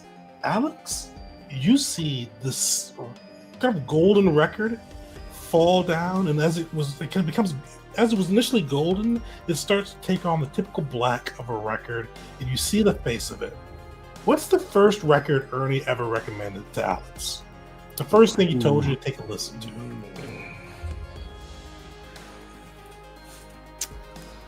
Actually, I know. Verify. I remember seeing this. Yeah. Frampton Comes Alive. Nice. You see that just floating down, and you've gotten your second click plot coupon, and a step closer to Vincent's tower. Sweet. As you all look around you, you do see kind of near you all this black and white kind of misty area that you could probably assume is the prep school lagoon, and beyond that, near the Imperial City, you do see Mount Battle.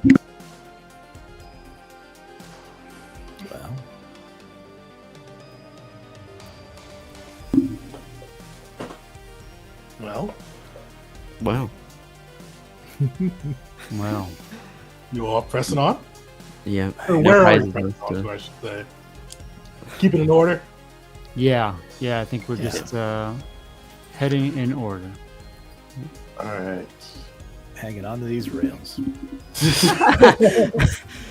Don't say it too loud. You Don't tell all Vince that.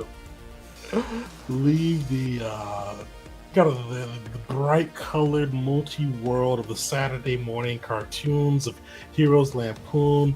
You see Wolverine, Goliath, and the rest kind of wave you off. Wolverine shouting out, "See you again, Bubs," as you guys leave. But as you go, this is almost stark contrast. Like you see this just bright colors starting to descend into black and white, slowly starting to lose their luster. You start to see more mist gathering, kind of smell water kind of around you. And eventually you do get to the prep school lagoon. And as you guys get there, even your own look has gone from the colors that you have. Alex, your red mohawk is gone. Black, or the mohawk's still there, but now you guys are all in black and white, kind of that old kind of monster movie type feel. But around you, you see kind of in the middle of this lagoon, or in the middle of this area, you see the prep school that you all went to, kind of surrounded by the mist, surrounded by this water. But you see a village kind of right before you. Almost the village kind of surrounds the water, kind of almost keeping the prep school trapped in the lagoon. And with the village, you see all these people, black and white, but they seem cheered. They seem very happy. You see, and you kind of see like a wide array of people. Like you see people, even though with black and white it's probably a little harder to tell, but you see people of different ethnicities, different genders, all kind of seem like they're getting along. They seem to be just kind of vibing really well, and just kind of going about a typical day in a village.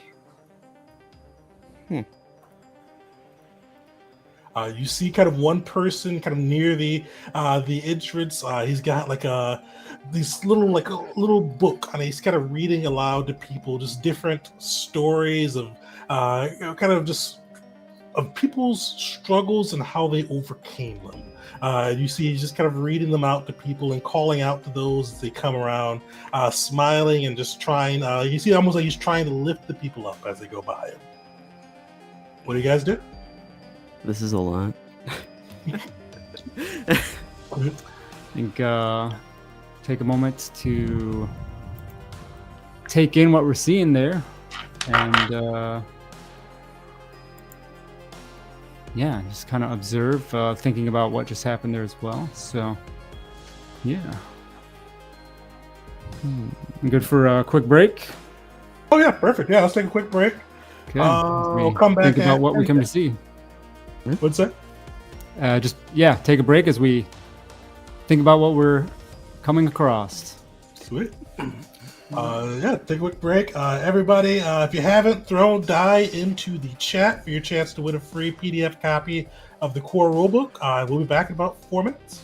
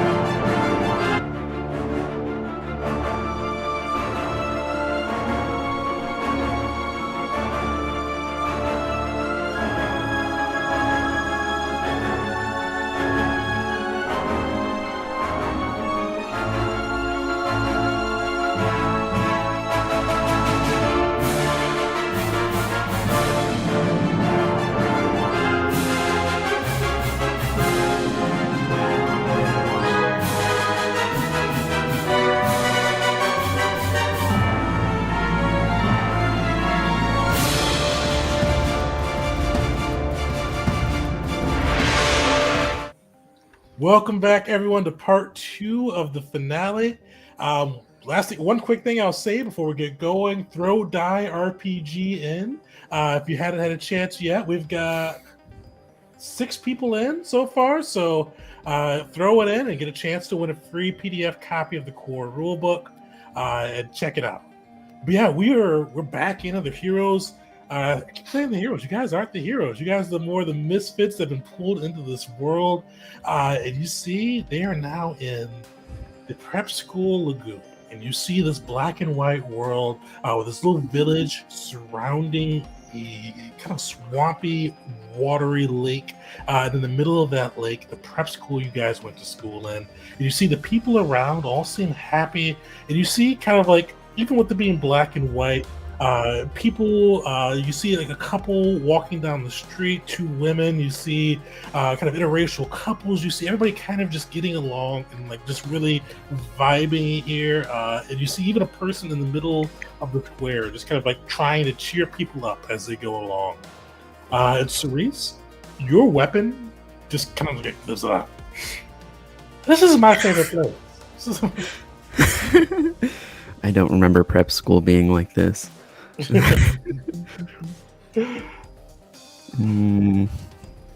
Okay, I guess we're not in Kansas anymore. Yeah.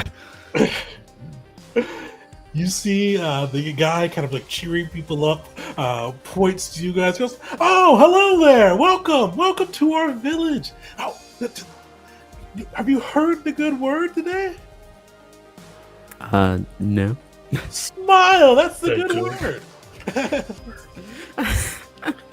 Is this like some Pee-wee's Funhouse type thing? We're all supposed to yell? Oh no, I'm just really happy to be here. And look, everybody's getting so along, and the monsters haven't attacked us again lately. Monsters? Again, lately, okay. Well, it's been. You see him kind of look at one of the little papers he's holding. It's been a day since the attacks.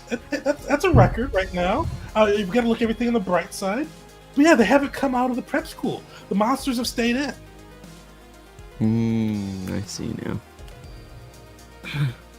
Well, we'll just leave them in there and carry on, I think, yeah. Do they like break out? Is that what is happening? Well, yeah, every now and then they break out, but we always keep a good spirit about it. Just this year can be little terrors. I see. What kind of monsters are they? The worst kinds. And I'm gonna pass it off to you, Cerise. With this prep school, like, who made Cerise feel the least comfortable in that prep school? Like, who was the ones that just kind of just made life uncomfortable or terrible for Cerise during that Where time? do I start? No, I think the like, super traditional answer would be like, yeah, the jocks or whatever. I don't think it was that. I think Cerise was put off most by people who reveled in like the conformity of it all, like Like the teachers- cheerleaders, yeah, like Like- cheerleader, right? yeah, was like like teachers' pets, all those types of people that were like, not only do we know that like prep school is like this, we love it because of that, Cerise was there because she was, forced to be, and it was like an end to justify, or like to an end, right? But these people are like, let's go, I love prep school.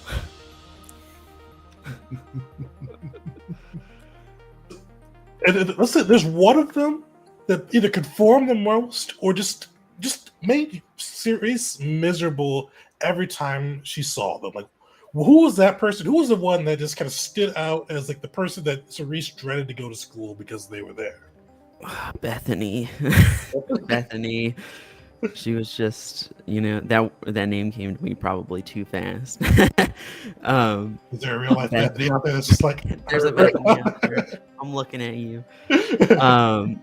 No, yeah, Bethany was one of those folks that like you could never catch being outwardly like snarky to the people she didn't like, but you knew, with every little action, you knew. Cerise knew that Bethany was, going back home and just snickering to herself or whatever. Perfect. Well, you see this joyous guy, you can smile, falter a little bit. I don't like to speak the names out loud, but the cheer squad led by that disastrous demon-like Bethany. Sometimes they come through, they mess up our houses, they throw snarky cheers at us, and they just, it's terrible. It's terrible. I look at the others.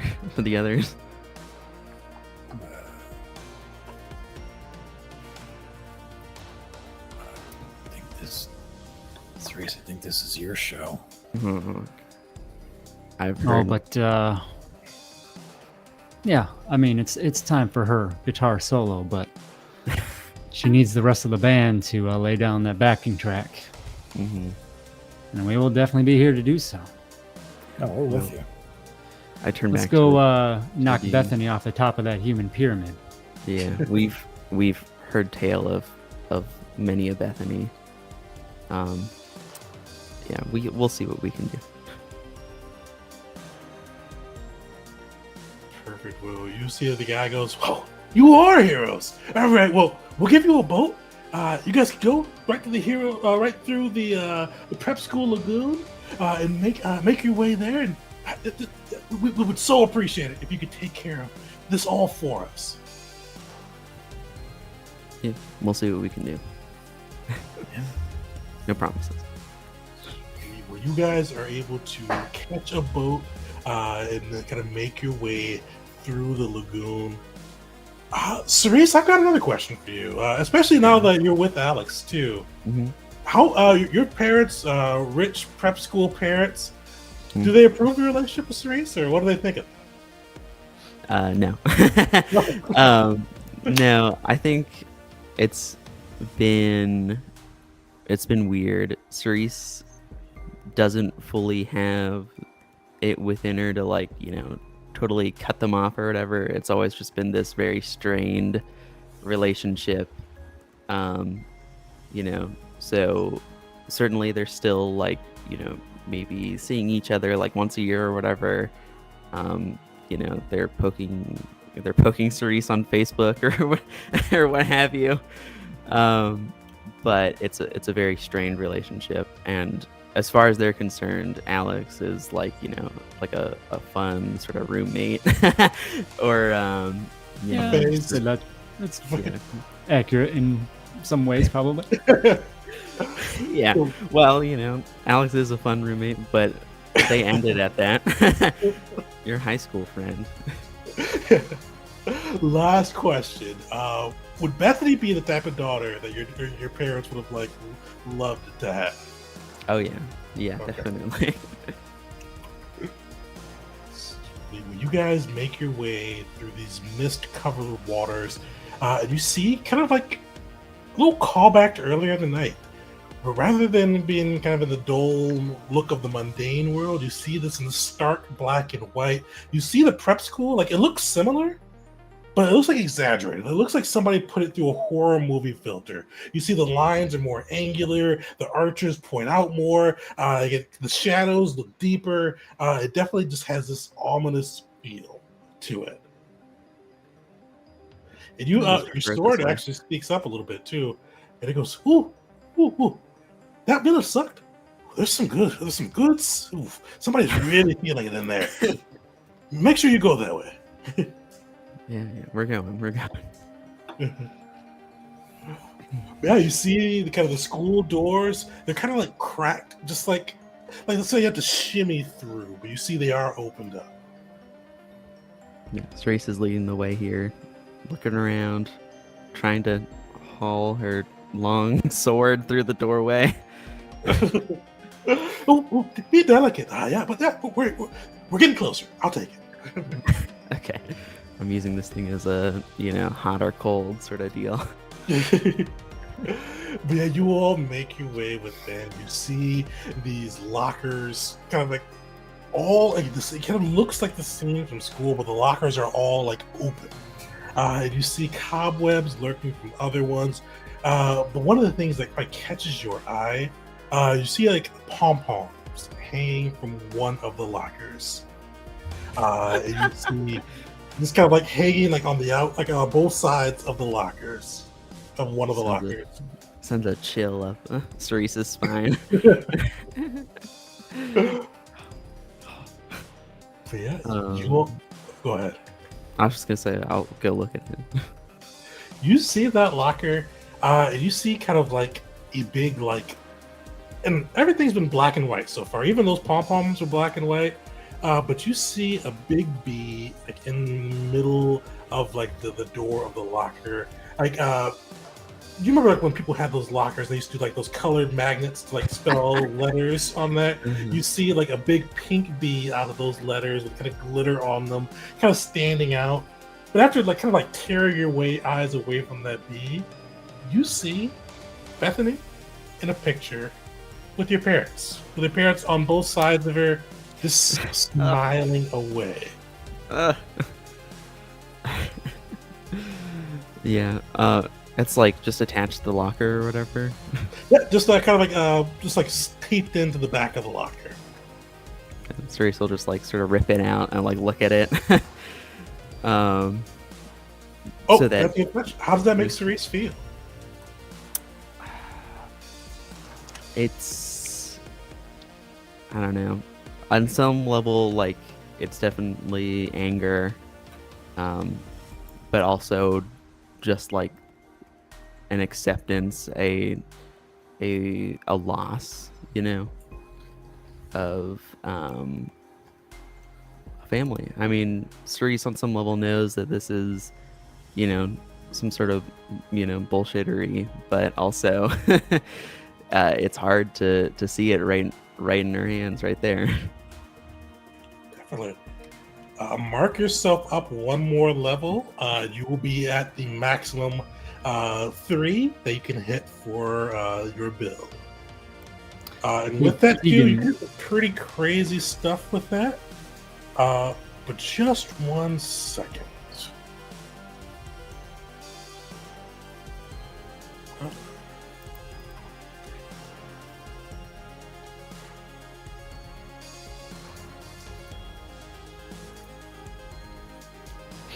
A little technical difficulties. We'll see if we can help that out.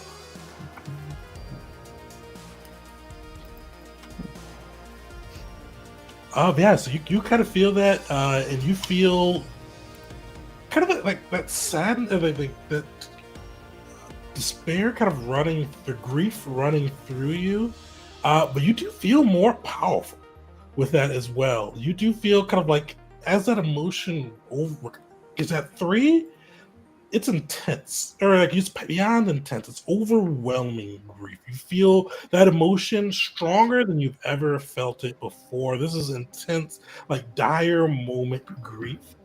And you're a grief knight. So doesn't think I'm gonna come up now, but whenever it does come up, you could defeat an army, a literal army with the grief, destroy a mountain range, decimate a town, just through that sheer unfathomable level of grief.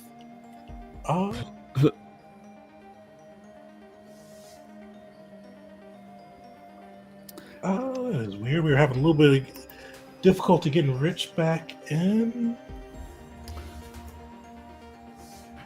You're not able to like kick his instance.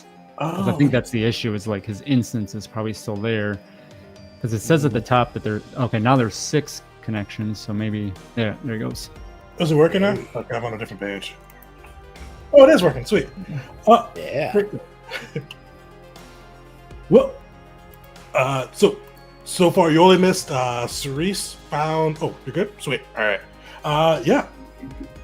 So Cerise, you see that picture. You feel this overwhelming power kind of arcing through you, and you hear like a cheer in the background, like 3, 2, 1. Who do we appreciate? Bethany. And you just kind of hear that. Is the bartender here? You just gotta hear that refrain repeating with different cheers, like all using Bethany as the name. It's gonna get fake cheerier and cheerier, but you do hear your little cheery blade pop up and go, "Ooh, there's deep sadness that way. Ooh, this is gonna be a good meal there." Okay, forward. Make it into this cafeteria where you do see Bethany, the cheer squad, just doing cheers. But the odd thing, the only like crowd they're performing to are your parents. You see those your parents kind of just clapping along, going, "Oh, yay, Bethany!" Like, and I imagine because Cerise kind of had the goth emo look right back in the day. Mm-hmm. It probably never did it fit your parents' aesthetic. No. Okay. Yeah. And you see, like, they're just looking on with pride, admiration, like they're looking on like they get it. And you see, like, the cheerleaders and Bethany, but rather than kind of look like, I mean, they got their cheerleader uniforms on, but they kind of like monsterized a little bit. The picture of Bethany looked just like Bethany, but this Bethany, when you see her, almost like oh, this is a good reference. I think same time period. Have you guys seen Teen Wolf? Yeah. She looks Teen Wolfed out right now. So you see, she's got kind of the mane, but the parents still seem just applauding, adoring. They haven't noticed you guys yet, but you do see on Bethany's hip. This is like a little like knife. Like it looks like a little looks like a little Wakasashi type knife, and you do see stained blood on it. Uh-oh. Yeah, Cerise will walk through the cafeteria doors and look at her parents and then look at Bethany and just say, what the hell is going on? Oh, you see your dad pop up. This is Bethany. This is our new daughter. You never liked us. We barely can get you with a ping. If we ping you on Facebook, we call you. You don't answer. But she, every day we call, she picks up, and she does these cheers for us. We just decided it was best. You don't want us, and but yeah, we got Bethany now.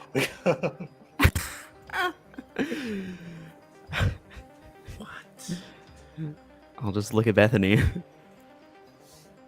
Oh, Good to see you too, Mr. and Mrs. Hetfield. Oh, you brought your friend Alex with you? Oh, okay. She's not my friend. You see Told Bethany. you Thanksgiving. Yeah. Do you remember Thanksgiving? Yeah. She's your friend from high school. I mean, you guys live together. She's your fun roommate, you said, right? I don't remember saying that. I remember saying she was fun. You do what you need to. We got Bethany now. You see Bethany just kind of pops her hips, got one of the pom-poms on, and she goes, this kind of gives like this long eye roll. And it goes, you're here again? You know, you don't have to be here. Yeah, this time I'm here by choice. Cerise, I think it's time for your guitar solo. Yeah. Cerise will like sort of swing the big old blade around, and like, you know, at this point it has become much less of like that burden of like having to drag it around at first, and now she's like pointing it with like one hand like right at Bethany. She says, let's bring it, come on. Are you using creative violence here? That'd be really good. Yeah, I'll try to do some creative violence. Absolutely. But Tegan, please, for the love of all God, please tell me that Bethany looks back at Cerise and say, oh, it's already been brought in. Oh! We're retconning that in. I should have thought of that. That's so fair. Sweet. So, roll your It's cold in D8. here. Okay. Just So a D8. I have to roll my D8. I'm reading it here. And it needs to beat my current emotional intensity, right? Yep, so if you're above I think it's above, let me make sure. I think it's Yeah, above I'm a 3, you're good, but if you do it below a 3, someone close to you suffers wounds equal to the result. Okay. That's a 7. Sweet. So you are at, because you're releasing that emotion, you're burning that emotional scale. You're at the stage where you could destroy a mountain, destroy an army. What does this look like as Cerise unleashes this creative violence, Cerise unleashes this grief that she has felt towards her parents, towards Bethany, towards the system that she just never really felt like she fit into? What does it look like? And with 3, go crazy with it. Like, go Dragon Ball Z level, we feel like. Yeah, that's what I was sort of thinking. So she's pointing this sword at Bethany, who assumably is just sort of like scowling at her or whatever. And you just see, just like the aura of the die, you see this like black and purple like ball forming at the end of the sword, and then it just bursts out into this like, you know, basically room wide like burst, sort of like a cylinder of this energy that just completely like obscures Bethany. But you could see that it like certainly has punched a hole in the other side of the room and dug out some of like the ground. and it stays there for probably a little bit too long, just being shot out. Yeah. You see that explosion go off. Bethany and the cheer squad just obliterated with a good chunk of the school open to the air as you unleash this grief, unleash this pent up emotion that you've been feeling for a long time. You see the mist starts to fade back. Oh, I should say, did you catch your parents in that blast too, or your parents out of the blast? I was assuming that they were sort of like off to the side. They were kind of looking. Yeah. Okay. Oh, you had with the mountain range. You had enough range to get all of them if you wanted to. I just wanted to make sure who was in the blast radius. So, do you want to kill your parents or not? Bottom line was that. Yeah, exactly. Yeah. But you see, kind of the cheer squad obliterated, cleared out. You see your parents are kind of just like sitting there dumbfounded. No expression, nothing on their faces. But the only thing you see left behind from the cheer squad was that bloody knife. And you see your blade go, that's what it was. That's what it was. Yeah. Just ignoring the parents for now. Cerise just walks over and grabs the knife. So that time freezes again. You see another coin flip out. Everybody sees that coin flip out. You see Vincent appear. And Cerise too. When you see that coin flip out, you see kind of he's got like a little bracelet on his arm with the coins on them. He's only got 2 left. So you see he is burning coins like crazy. But he flips that coin and he goes, we talked about how much you hated this place. You blew a hole right through it. Bethany too, whole fake cheer squad. You dreamt of that. I know you dreamt of that. I have. You guys see him look back. Wasn't sure if you're gonna blow up the parents too. Huh. But hey, this is your world. I'm just here for it. Blowing them up like that would be letting them get off too easy. As much of a release as this was, I think, unfortunately, it's always from a place of grief and a place of pain. So it's not without its drawbacks. Well, the grief here, it makes you stronger. But you don't have to feed into it. I mean, you this is your land. You run this. If you want to bring color back, snap and the color is back. But if you want to feed off that grief, keep this prep school around and make yourself strong enough to be able to take down gods, go for it. This is yours. As long as you stay here. Yeah, I get the idea.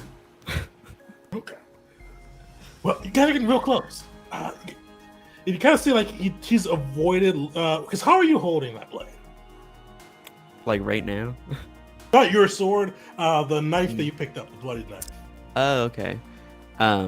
She's like sort of just holding it like down to the side, basically. You know. He is looking directly up and at you. Like he is avoided looking to whatever side that is. Avoided the gestures there. He is looking directly at you. Are the rest of us seeing this exchange, or is this personally for Cerise? Personally for Cerise on this side. I'll explain it afterwards. Assume that in 5 minutes afterwards, I'm like, guys, you wouldn't believe this. He goes, well, come to Imperial Center.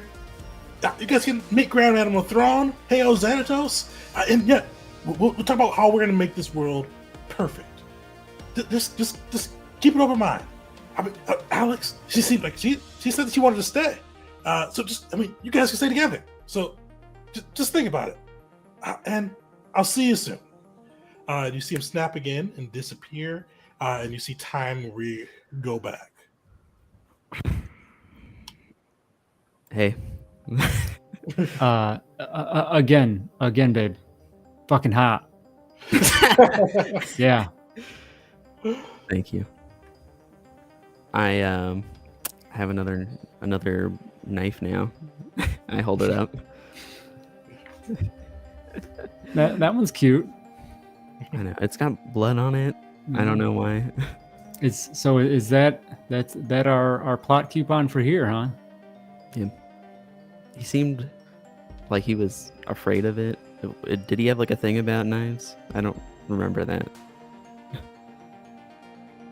I don't know.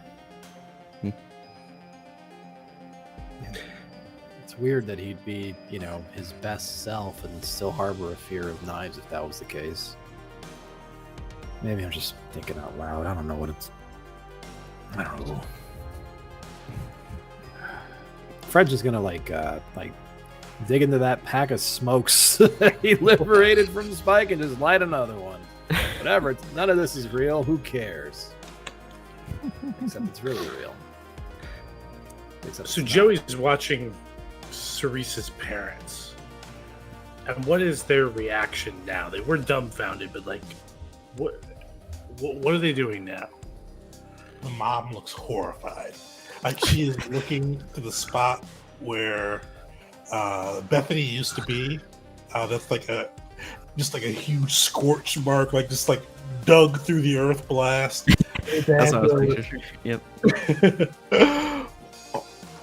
Why'd you have to go? I'm always off the top with you. Always over the top.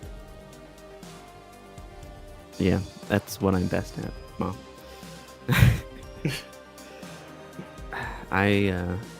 I'll see you guys at 4th of July. You see, the weird thing is, even with all of that admonishment, you see the mom go, like, kind of look away from the horrified glass. Yeah, we'll see you there, Cerise. You can bring your friend again, too. So my friend, or bring her dog. Okay. I thought you were out.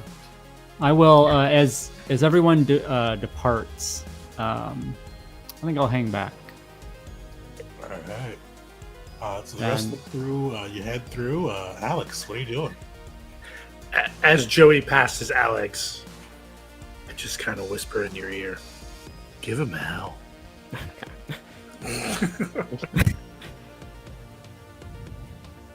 And once everyone's gone, I'll head back up to Mr. and Mrs. Hetfield, and maybe initially start with just some kind of oblivious charm, but just look at them both and just say,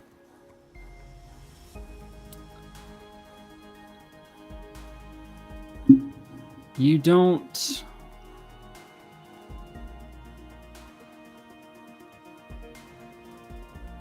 deserve someone as special as her.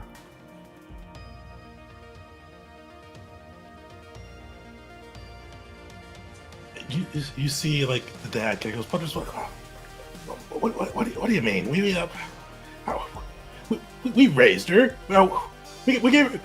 She wouldn't have a job, an education, all that. We gave her everything. We asked for so little. You fulfilled your obligations as a parent. Congratulations. We'll see about 4th of July, and then I'm just gonna head off. You see, they both have, like, the mom still has a horrified look. The dad has went back to dumbfounded. As you see about 4th of July, he goes, no. You see the mom, no, you have to come. We said you'd come too. As you kind of, or actually, do you have anything to add as you kind of walk? No, I'd take off after that, and catch back up.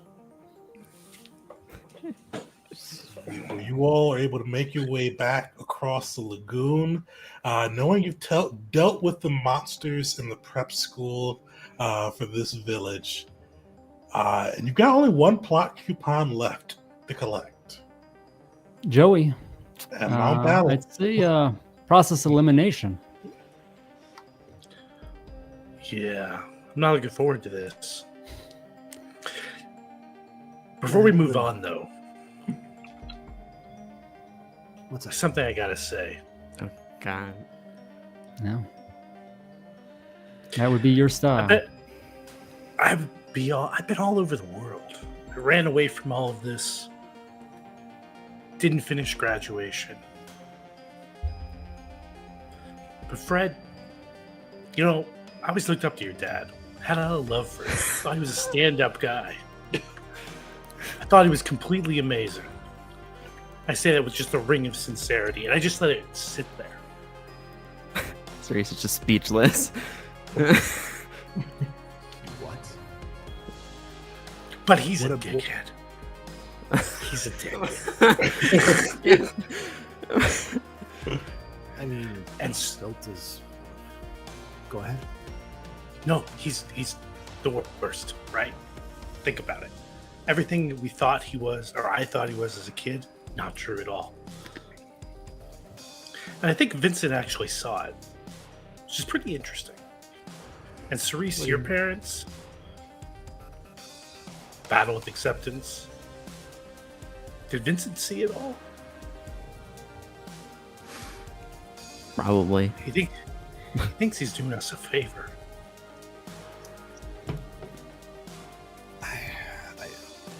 I don't know if I needed that. I really don't know if I needed that favor. It had been Yeah. a long time since I considered my father in any capacity, and then to have to see him and to tell me that I'm some low red preacher to my face. Fred's gonna break down. Oof. He loses it. He's been trying to keep a stiff upper lip, if you will, but just having to talk about it is just, yeah, he's bawling. I think like this is enough to break the tension for Alex, and Alex will go over to, console Fred. Just, if he's hunched over, just kind of get down next to him, arm over the shoulder, and not even say anything. Just, be there. It's enough. It's enough. And- He takes the whatever you reach out with, and holds onto it for dear life, like a life preserver. Because he's wallowing in a lot of pent up emotions that have come to a head. Sounds like my job. And Cerise will also Yeah. go over there. And I'll just, when I feel like things are maybe calming down or seeing that window of opportunity, I just say, come on now. We need a good, strong front man to lead us. We're almost done with the Yeah. set. Let's bring it home. Just one more. I'm good. I'm good. Joey, let's go meet your demons. Yeah, before we do that, Might be a bit literal. yeah. I think we all know what's waiting at the top of Mount Ballad.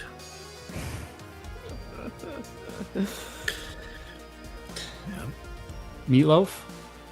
I haven't written since we were seniors. Not a word, not anywhere. I watched art. I've watched performance. But the conformity, the ridiculousness of it all. No. It wasn't for me, not who I am. Vincent thinks I can go write a ballad up there. We were always a grunge band, but I guess we can branch out, right?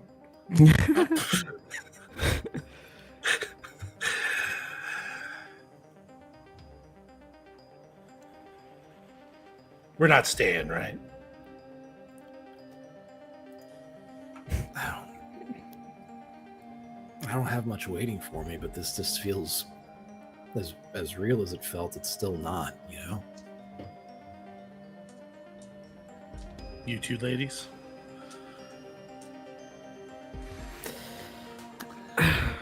I'm going to. So I'm standing up at this point. Actually, Cerise, if you're going to answer, go ahead. Cerise is just gonna say, I'm sticking with Alex, but my preference is I don't want to stay here.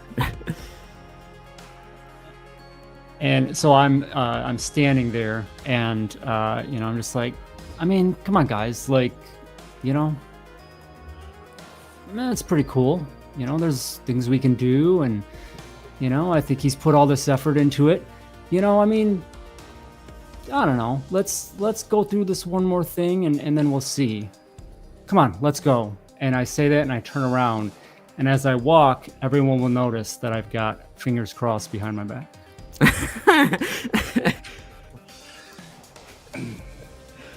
Right. Yeah. Let's go. And with a very solemn face, Joey follows. Nice. Fred will stomp out that cigarette and just, with determination now, he's got all that sad shit out of him. So, let's go. Well, you guys march on, moving from this like black and white kind of like old school horror movie type vibe, out of that into this Mount Ballad. This Mount Ballad, it's a huge mountain, and you see as you get closer these sparks of light, and you see these, like, kind of from a distance, these gigantic boulders like float up and then just spark apart and break away. And you hear the kind of this voice carry over the wind. Rejected, did not meet. And as you see kind of some of the rocks fall down, you see, like, Joey, what's one of the bands you roaded for? Like, what was one of the bands you did, and what was like their hit song? I think he was there on the Ozzy reunion tour with Sepultura that opened up for him. Like, I think he did that job, right? Like, Okay. all the way around. So you can pick whatever Ozzy song you want. You can do War Pigs. You can do whatever you want. So this is gonna be terrible. I don't know an Ozzy song. You know Nazis. You would know him, but I'd know one if I Googled it, but I can't think of one offhand. What's that? Paranoid. Oh yeah, there we go. Paranoid. You see, like, the boulder break. You see stone tablets falling from this boulder as it was yelled "rejected," and you see the lyrics from Paranoid kind of crumpling as they fall to the base of this mountain. That's maybe a little too on point, Vincent. Just means that they have Thought high you were my standards. friend. People think I'm insane? Really? Okay.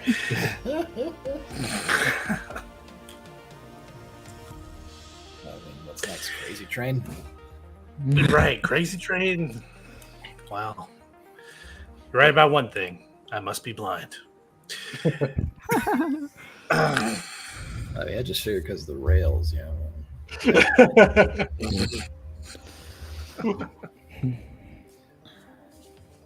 Yeah, so you see this mountain looming in front of you. You see kind of the crackling of boulders and different, like, the first ones are songs from roadie or people you've roadied for, but you see other ones are other works of literature as well as just written word, like poetry, stories. You see all of them kind of come through. Some will be accepted, and you see them kind of rise up into the heavens, and the others will be rejected and sent down, crumbling to the base of the mountain. What do you guys do? And actually, so one last thing I'll add. You see, this is all kind of all happening near this kind of like the through the clouds, this top of this mountain, Mount Ballad, with this real kind of Mount Olympus vibes towering above the clouds. This is all you. Yeah, I think I'm going to tap the staff, and I need to know if I actually have Georgia Devil favors right now because of how I played that. You see, like, the time freezes, and you see the devil. He's got, like, he's not strumming the fiddle this time. Like, he looks a little grumpy. Goes, well, that was the deal there, wasn't it? Fulfilled with authenticity. You see it roll its eyes, like, just really roll, like almost popping its eyes out to roll them. He goes, I never welched in a deal. I do owe you some favors, but I'll fulfill them just like you fulfilled mine. I expect no less.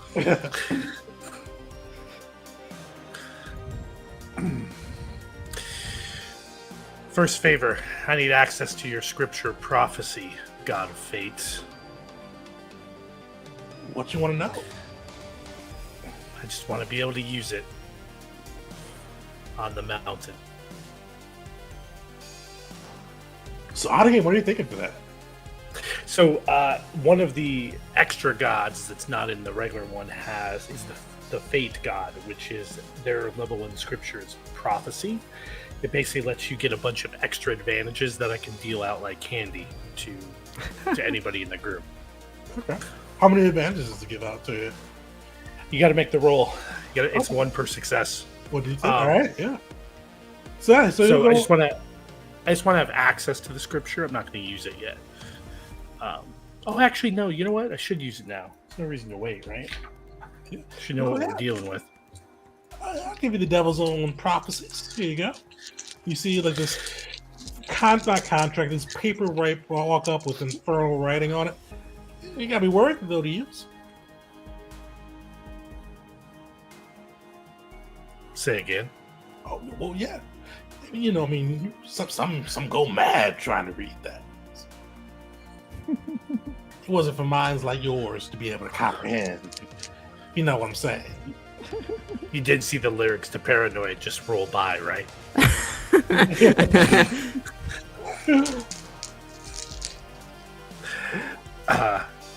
All right, I'll take the deal, or I'll take the paper. Let's see. Let's see if I can read anything. So wisdom plus D12. Oh, I got 1 6. So that gives me a total of 2 advantages. One for the regular and one for the special. So that's it. 2 advantages for me to dole out. Oh, looks like you can read it a little bit, Sonny. Right. We put a lot of big words in there for a roadie.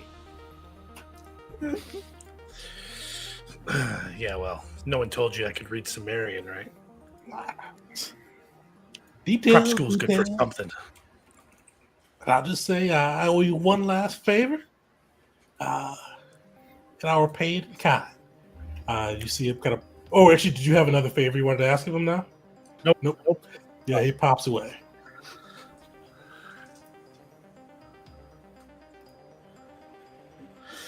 Okay, and then I'm marching up. I think everyone's following my lead on this one. My disaster waiting. So you guys climb this mountain, just stress, strain as you kind of go through just layers and layers and seeing kind of failed literary works, failed songs be rejected and some be successes and almost feeling like it's arbitrary as you come through. And eventually you do reach the top of this mountain and you see a figure standing in front of you. But Joey, he doesn't look like any of your family. He's wearing a toga. You see he's got with his toga like a spot where like it looks like a locket where a D12 could fit into. And you see he's got Grecian skin, a long white beard, and he looks at you and goes, "Do you feel like you have a work that should last through the ages? I am the oldest of storytellers. My story has been told for thousands upon thousands of years. I told of gods." You see kind of a little representation of Zeus popping up, kind of crackling lightning in the air, and of men. And you see like a little image of Achilles fighting through hundreds and hundreds of Trojans cutting a bloody path to Hector. And he goes, "Do you know who I am?" Well, Kronos, father of the Titans, beginning of the Olympic gods, father of Zeus. He shakes his head and goes, "I am no god. I bind gods like you. I am Homer. I am the first storyteller."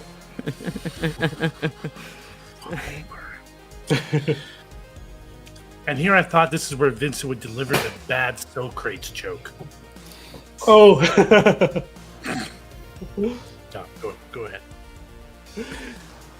He goes, I, being the first of the storytellers, I judge the stories, the songs, the works of art in a time, and I determine who is to survive and who is to be lost to history. Do you have a work to present? So I'm to present a story to be judged by Homer before everyone. This is the go. This is what Vincent came up with. I thought Homer was like Demon. multiple people. That's what they said in English class. Every theory about Homer's rushing to the front of my head, tumor.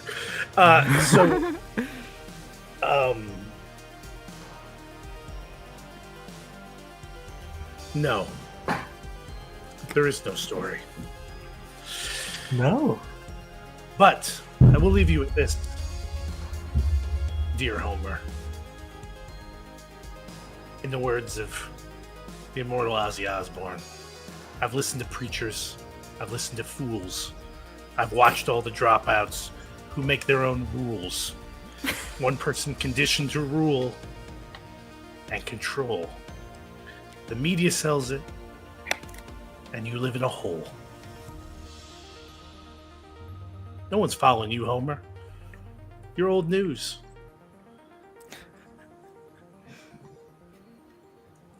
You see, like he steps back, affronted. What? Give me give me a wisdom roll. With your D10. Can I blow one of my advantages on that, please? Go for it. I get the D12 too? Oh, sorry, D12. Yeah, I'm D12. Yeah, I'm gonna blow an advantage on that too. Come on, dice. Come on, dice. Right This back. is difficult too. I got a 5 and an 11, but nothing else Solid. passed. Well, I forgot what the when you roll 11, is that just an excess when you're over a certain amount, or does it give anything when you get like double it? I think it does count as a special, because anything that's 6 or better counts as a special, but that's it. It doesn't do anything magical. You see, like he steps back, affronted, and he goes like, look, like not like it looks almost like you see him like fade a bit as he steps back, kind of losing a little bit of consistency in the world, and he goes, I have been taught for years, children, adults, for nearly over 2,000 years have told my stories. Do you think you could last as long? Well, they've told stories with your name on it. Let's face facts. It's 2 syllables. It's easy to spell. I mean, come on. It's literally the word home with an R added to it. It's not that complicated. Not to mention when you had to do it for school. Yeah. Give me a charisma roll with that one, Joey. Okay. Boy, here we go. Only got one advantage left. I'm not blowing it on this one. I got a 1-4. You see Homer starts to fade a bit more, but still clinging on. And he goes, refuse to create, use others' works, and claim them as your own, but you think you can last the test of time. Say your own words, or you see him kind of gesture, and you see this armored being with kind of Greek armor, big shield, wicked-looking sword appear. It's the same one that was in the image before, cutting through hordes of Trojan warriors to reach Hector. Appear in the flesh. He goes, say your words or fight the true grit. Have you literally never understood the power of a tribute band? They keep it alive.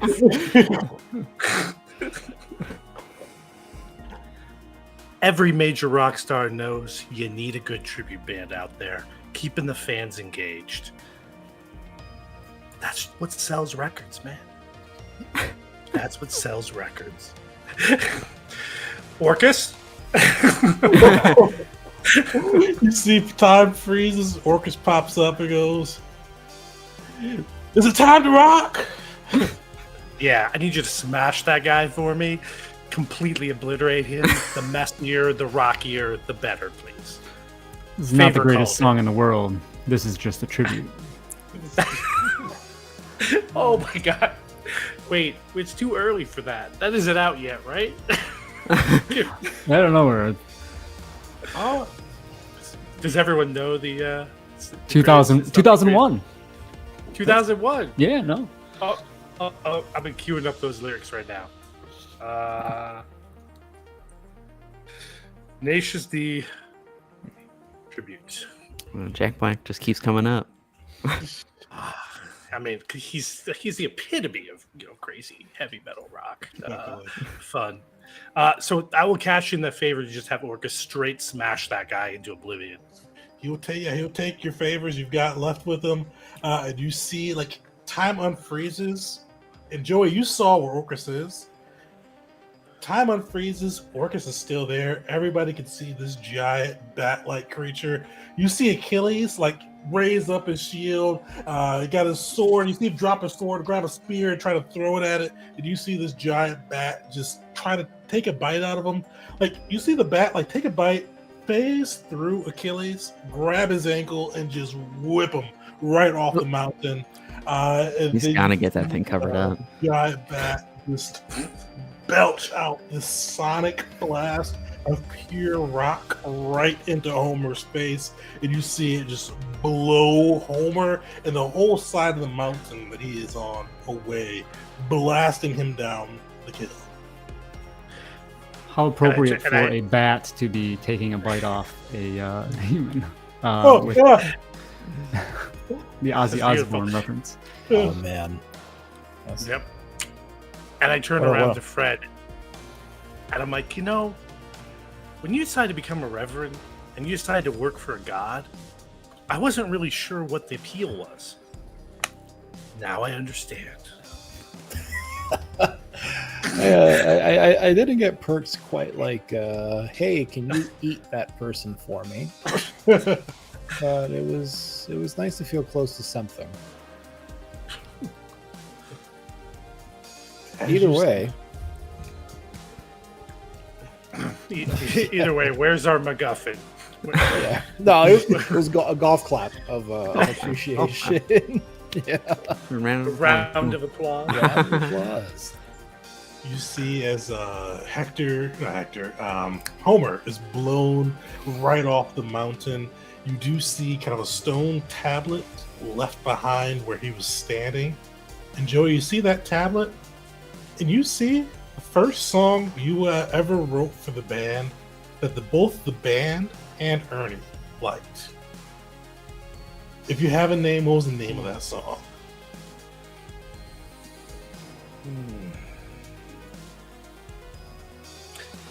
Alex, you got anything? Since Ernie's involved in this one.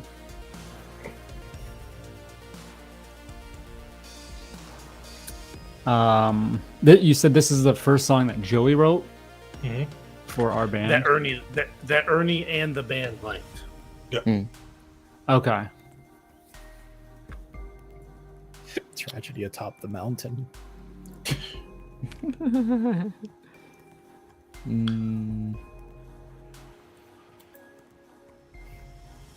Yeah.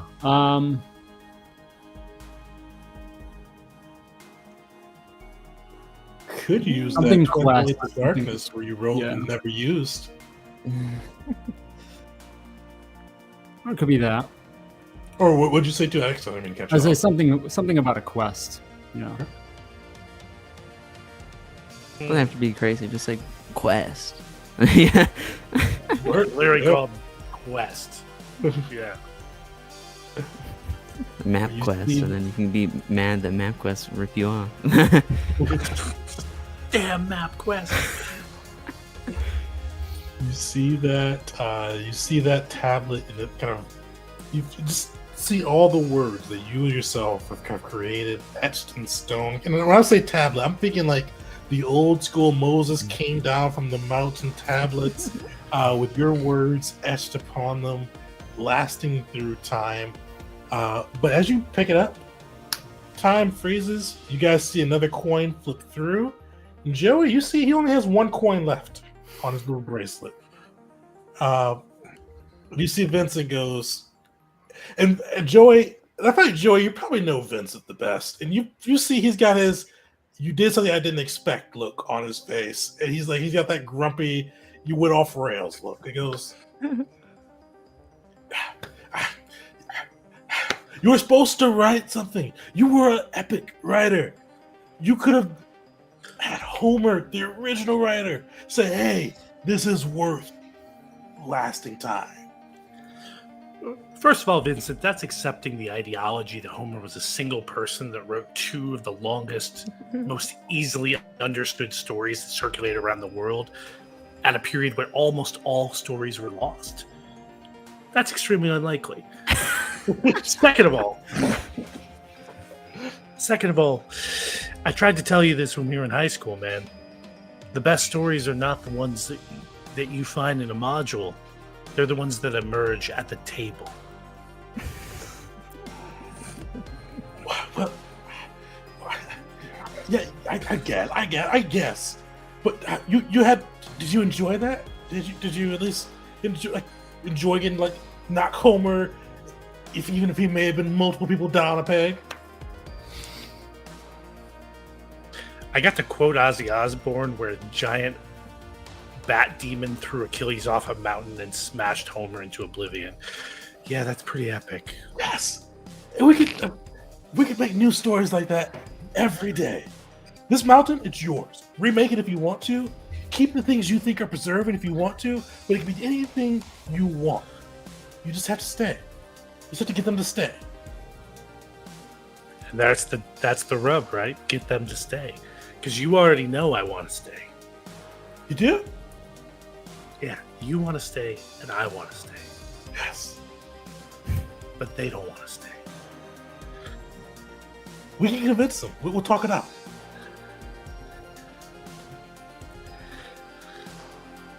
That's not how good bands work, man.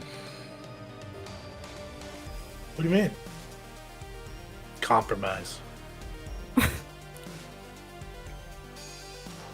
What are you saying? You said if we all agreed to go, you would agree to go. And I'm going to do whatever they want to do.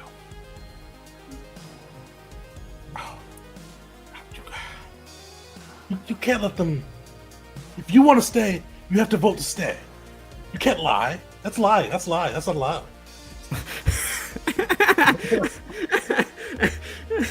I double-crossed a Faustian devil.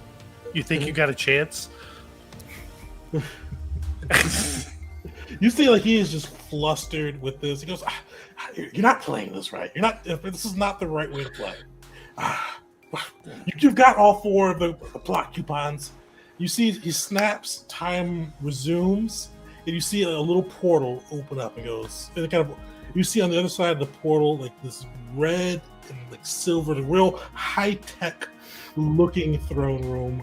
But you see his family symbol on the other side of it.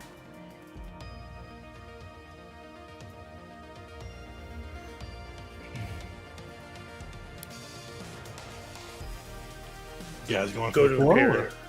Sorry, was that still in the vision or?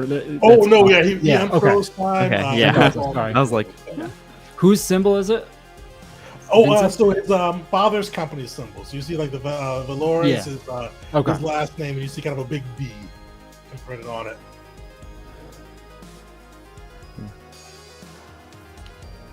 Shall we?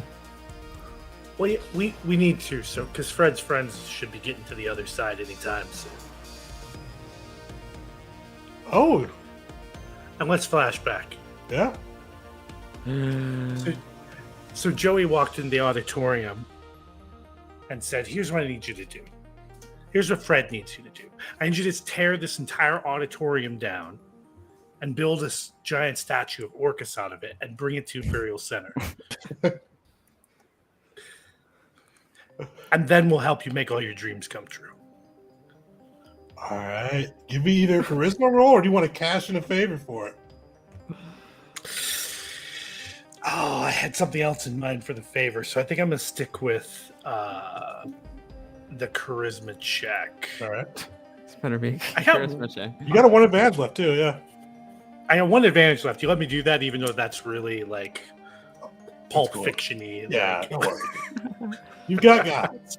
Some weird time shenanigans just right up their alley. So okay. Ooh, a 6 and a 4. nice. You see kind of the flashback, these crowd of people still chanting Fred's name even though he's left. He goes, "Oh, we're going to see Fred again? All right, whoop, whoop. Orcus? I guess we can build that, but yeah, we'll bring it to Imperial Center." Okay. Then we walk, and then we come back to now, and Joey walks through the portal first. What the hell do you mean, my friends? I'll begrudgingly follow. What do you mean, my friends? Did you ever Just understand shrug. any of his cryptic lyrics there, Freddie? No, I just sung them. Exactly. but, yeah. Don't start questioning it now. Let's bring this one home. Yeah. So you all Here's the encore. you make your way through the portal, and you find like this weird mix-up, like this just crazy mashup of like Palpatine's throne room on Coruscant and his dad's like company like boardroom. You see like it's like this weird computer chair like throne type thing that he's sitting in as you guys arrive. You see he's flanked by Grand Admiral Thrawn to his left, blue-skinned Chiss with piercing red eyes. You see to his right, Xanatos, some gargoyles, rocking his business suit. And you see with two of the most pretentious villains in history or fiction he could pick from as his advisors. You see Vincent standing there, and like he looks perturbed. His hair is still burning. His suit like still shining, but he looks perturbed and concerned as you all pop through. And he goes, "All right. I may have crossed some wires, but you see what this world could be. It could be anything we want." And you see, as he kind of gestures his hand, in the tablet written with the first song that Joey made that Ernie and the band liked floats up. The record from Alex of the first record that Ernie recommended for her to watch or listen to kind of floats up as well. Fred, you see the kind of the artwork of the album that he designed, this concept art float up as well. And you see kind of last and almost slower than the rest, this bloody knife float up as well. And you see it all mashed into one, and you see Ernie brought back. But not like in his janitor's kind of garb. The janitor's kind of like, what do they call it? That jumpsuit. Coverall.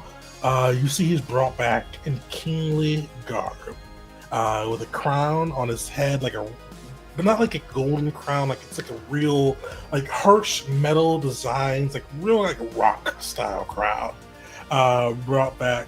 And you see like Vincent, like before he's looking perturbed, you see a smile comes back. He goes, "See, Ernie is back. We brought. He lives on in this world. You guys can't leave. Ernie's here." But he died. I just kind of look at Ernie and just try to process, seeing his face again. And it hangs there for quite a moment. But then almost like I snap out of it, I'm just like my gaze then just kind of goes down ridiculous garments that he's wearing. And I turn to Vincent and I just say, this is not real, Vincent. Fred said it doesn't feel real. I know that we used to look to fantasy to get away from what was wrong with what was real. But where I'm at right now, everything real feels right. I found a good job. I've got an amazing pet. I've found love. I kind of realized that, like, that's the first time I've said that out loud.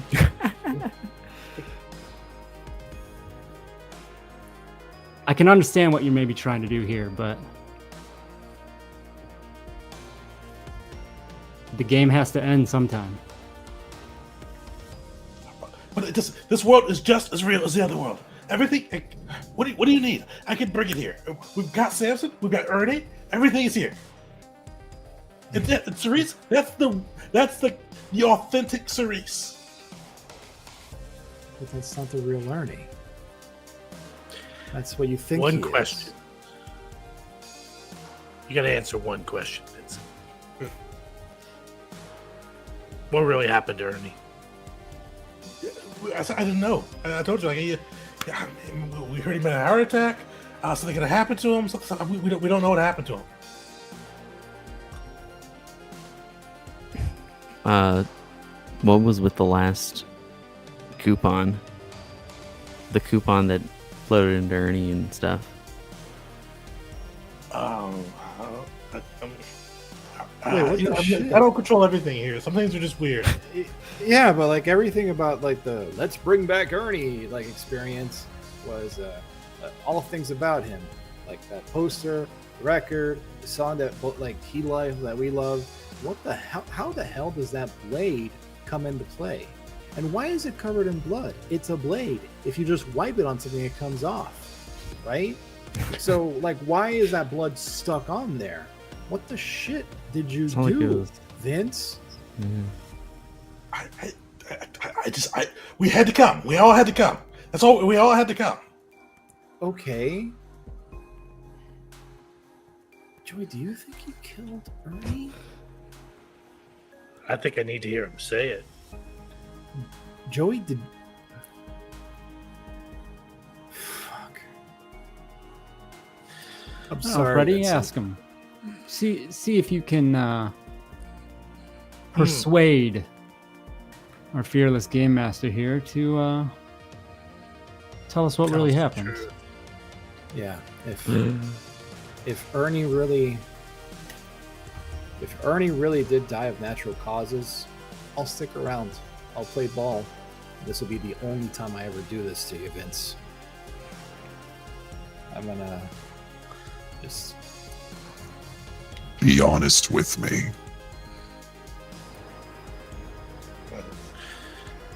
What's your all? I'll tell you in a second. I hope it's good. Yeah. Damn, I wish I had a. I could do prophecy one more time. Yeah, he died of natural causes. He naturally bled out after I stabbed him. All right, so I've got 3 successes and a 1 on the D4. So that's 4 successes. 4 successes. Unfortunately, he does have a higher willpower than most. You see, he's like torn up with this. He's going, you're not supposed to. You guys see like this admiration leaking out from his eyes. Like, you're not supposed to do this on me. Like, this is intense. This is intense. And you see him like break off a coin from the last coin on his wristband and flip it into the air. And you see him come back. That's not fair, Fred. You're not supposed to use that on friends. I'm not, and I said I'd never do it again. But you never answered the question, Vince. Well, I mean, this is the. I mean, why are you stammering, Vince? It's very easy to say, "Hey guys, I did not kill Ernie." Yeah, I can say that because I did not kill Ernie. Alex, did you kill Ernie? I did not kill Ernie. Cerise, did you kill Ernie? No. Joey? I wasn't even in the country, man. There you go. Now, this brings us all full circle to our boy Vince. Vince, did you kill Ernie? Fine. I killed the fake Ernie. This is the real Ernie. This is the real world. You guys keep talking about that fake world back there. This is where we make what we need. Everything could be perfect here.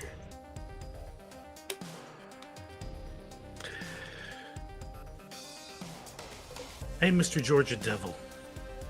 I think, yeah, Joey, I'm sure you're moving things, but a concealed throwing star just comes out and flings towards Vincent. Nice. Roll me a throwing star attach. Yeah, Alex was close. That makes perfect sense. Yeah. Ooh, and I get a fluke. I've got 2 successes. Nice. And a fluke here, which is, I'm going to say,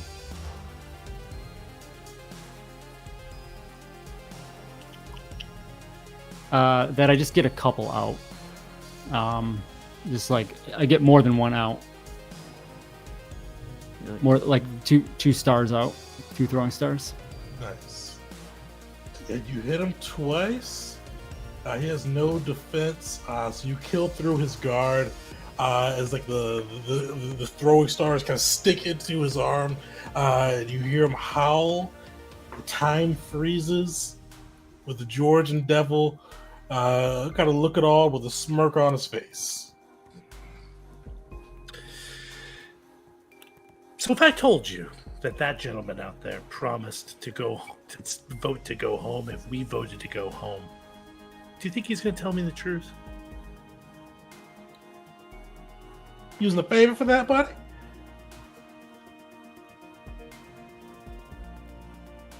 I actually had something a little more interesting in mind for the favor. Okay.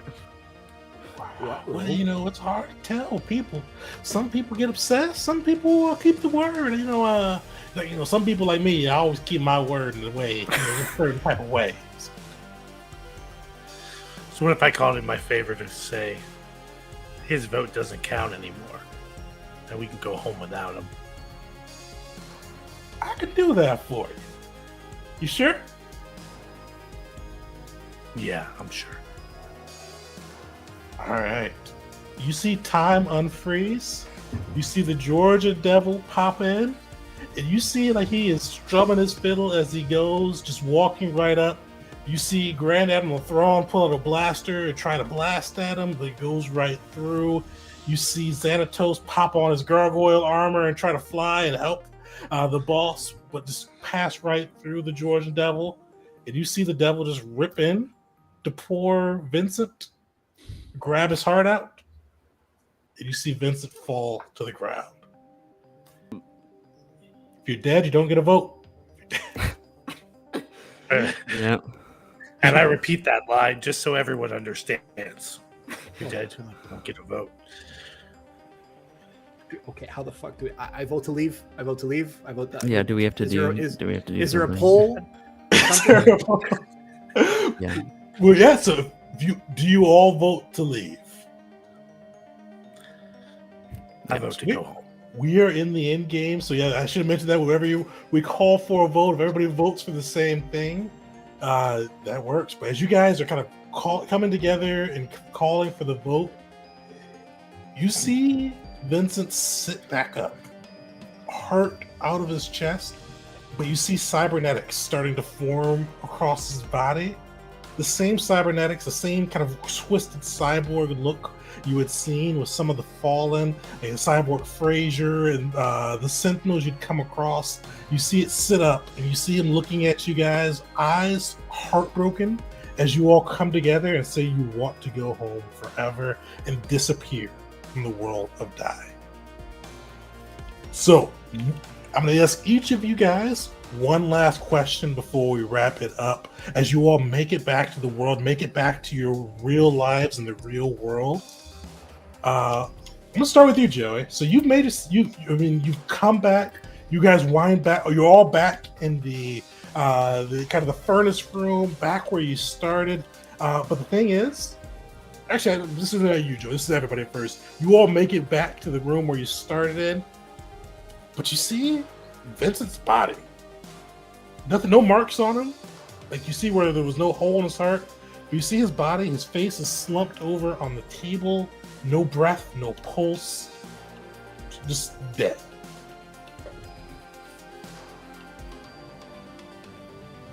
Well, that wasn't quite what I had in mind.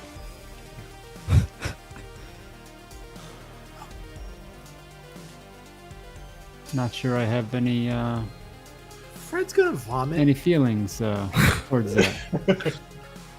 Just very abruptly. Just yeah. I feel like it's an appropriate response to seeing a childhood friend's heart ripped out and learning that he's a murderer. Now that he's also dead in real life too. Yes. Yep. Appropriate response. Cerise just looks at him.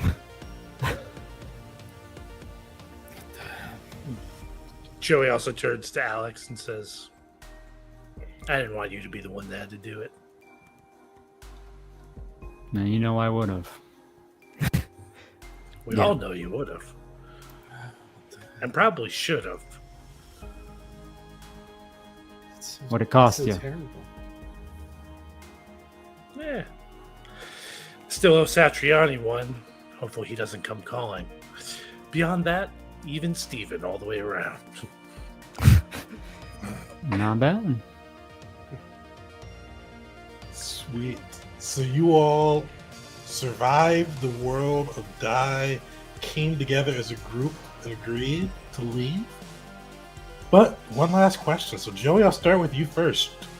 After all of the red tape and dealing with Vincent's death and connecting and probably giving once everybody probably gives some of the hints, you're able to find kind of that same blade you found in the Die world and the real world, matching up the genetic markers that he really did take out Ernie.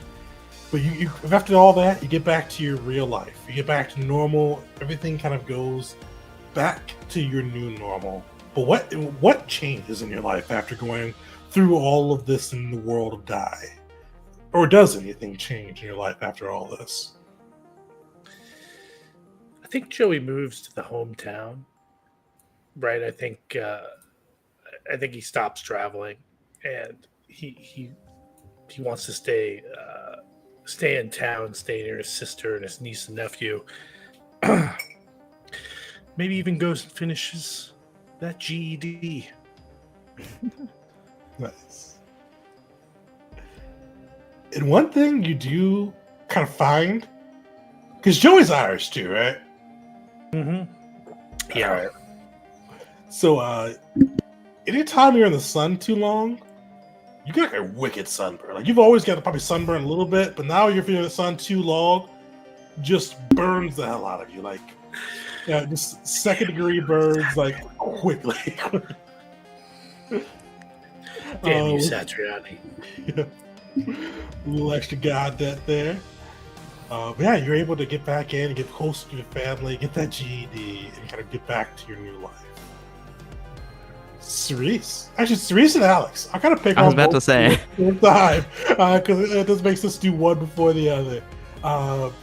You make it back. How does your life change? What happens now?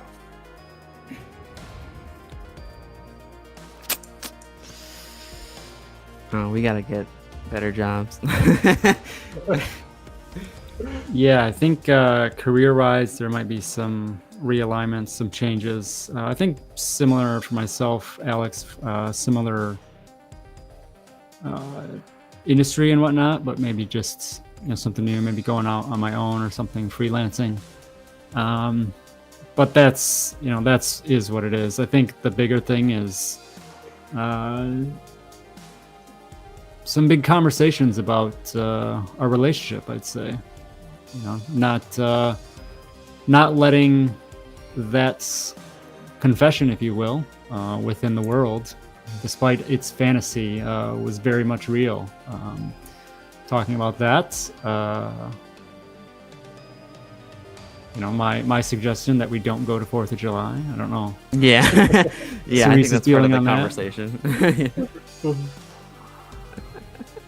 Yeah, I think Cerise definitely is engaging in those conversations, dealing with family stuff. However fantasy that was, the real life implications spill on out. I don't know. What would Cerise do that doesn't suck? I don't know. We can work together. I can be the business, right? Nice. The math skills. There you go. Yeah. Samson, something promotions. I don't know. We'll figure it out. Samson Records. Yeah, there you go. Oh, all right. Like indie band promoters. Go find Yeah. little indie bands and help them land their first deals. Exactly. We never got. Yeah. Yeah. Fred. It should be called Ernie Sampson Promotions. Nice. I like that. Nice touch. Fred realized that there's things in the universe that don't exactly fit in the Bible. So, with that in mind, and I guess a better understanding, Vincent, for better or worse, they make him confront some things, and maybe not with his father, but with all the admiration that he receives, it's maybe preaching's not for him. Maybe he goes into something that helps people, trying to find, work go to school for a bit, try to be a social worker, but still do community theater because Spotlight's still kind of nice, right? You can't give it all up. And tries to form a better connection with the people in his life that were there in his childhood and then were there for them again in his adulthood. Nice. And we cut away to... Oh, go ahead. Can I add one thing? 1 year later, on the anniversary of this die game, I think Fred gets an email from Joey. What do you think of these lyrics? Hell yeah, I can dig it. And that's it.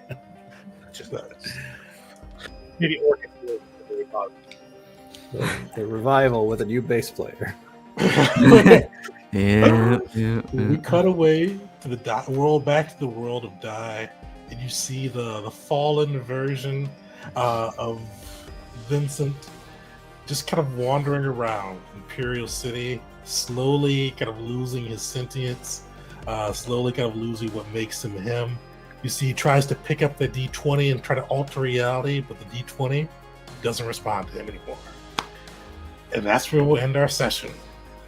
Sweet. So this is the World of the Die RPG by Kieron Gillen. Everybody go check out the comic book if you haven't. Definitely check out the core rulebook for this RPG. Throw Die into the chat, DIE, if you haven't already. We've got 7 people in so far, so throw it in for your chance to win. But yeah, so I'm going to do a little over on time, so I'm going to do a quick run through for everybody. What'd you guys think of the system, and then we'll roll it off. Joey, I'll pick on your Rich. I'll pick on you now first. Yeah, so I'm a big fan of the comic. Read it obsessively after the first, I think, 8 issues dropped. That's about when I discovered it. Fell in love with it. Back to Kickstarter for the RPG on the very first day. I was a day one backer on it.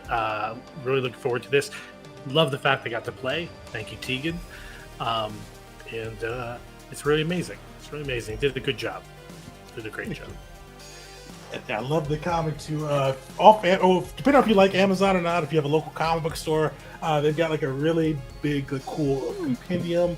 It's got some of the backstory, like some of like the behind the scenes, I should say, stuff too, with how Kieron came up with it. Really worth it. It was like $40 off Amazon. But I should stop buying stuff off Amazon. If you have a local comic book store, go buy it from there. But yeah, it's definitely worth it.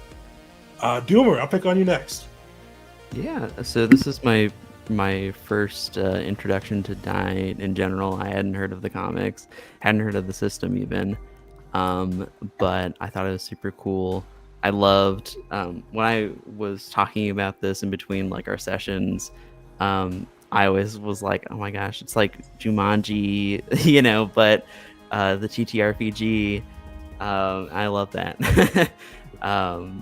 But I thought mechanics were super cool. I loved the cooperative, like sort of driven character creation, and I don't know, it felt like there are a lot of cool times where you got to incorporate like exactly what we had said and like the answers to our questions and stuff. And yeah, I had a really fun time. Thank you. Alex, I'll pick on you, or not using those names. Todd, I'll pick on you now. Yeah, so again, thanks for hosting and running. Super fun time. Brand new to the system myself, not familiar with the comics. Echo a lot of what Doomer said. I think a lot of the mechanics were interesting. I only peeked at some of the other ones, but like on the Fool that I played myself with the D6, I love the flukes with, you draw a symbol on your die. It's just such a really out there unique mechanic, and it's really cool that there's these little things that each class has. Definitely very cool there. And the character creation was the other thing I really enjoyed too. Just going through that process, and I think the fact that the GM then picks a class for you is really cool. The system obviously does a really good job of helping direct that, but yeah, really cool change for that. So nice. All right, Ad Kim, you last, but what do you think? I absolutely loved it. Holy shit, this is a fun system. Brand new to it, like Todd and Doomer.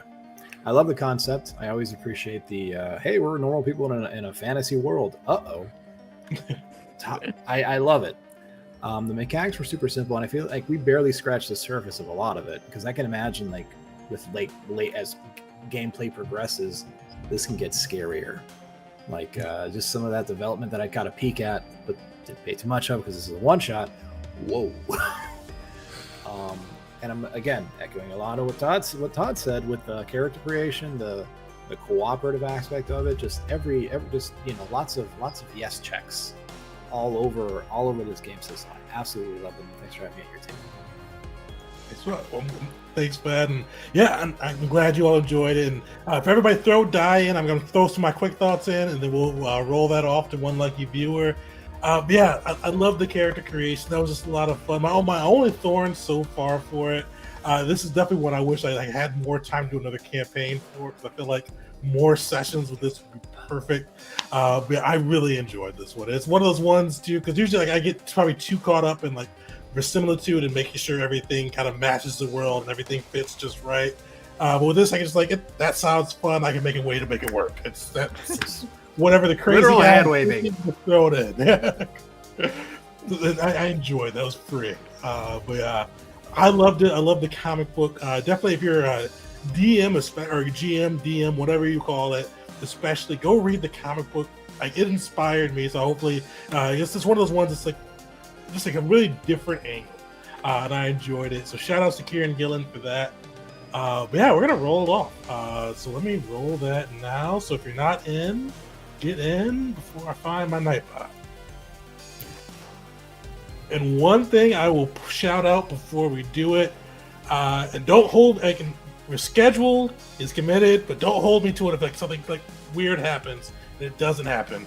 But Kieron Gillen has agreed to do an interview for the channel.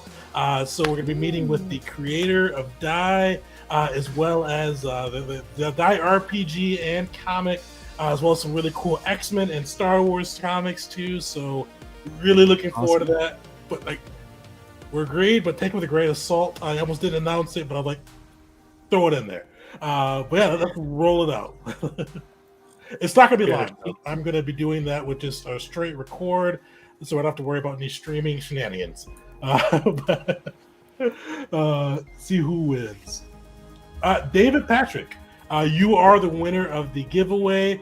Either message me on YouTube or email me at teganjgaming@youtube.com, and we'll send you a free PDF of the Die RPG comic, or Die RPG based off the comic, so you can run this with you and your crew. But thank you guys for coming through. I don't have the book next to me, but our July game of the month is going to be Stars Without Numbers, so stay tuned for that. But thanks, everybody, and until next time.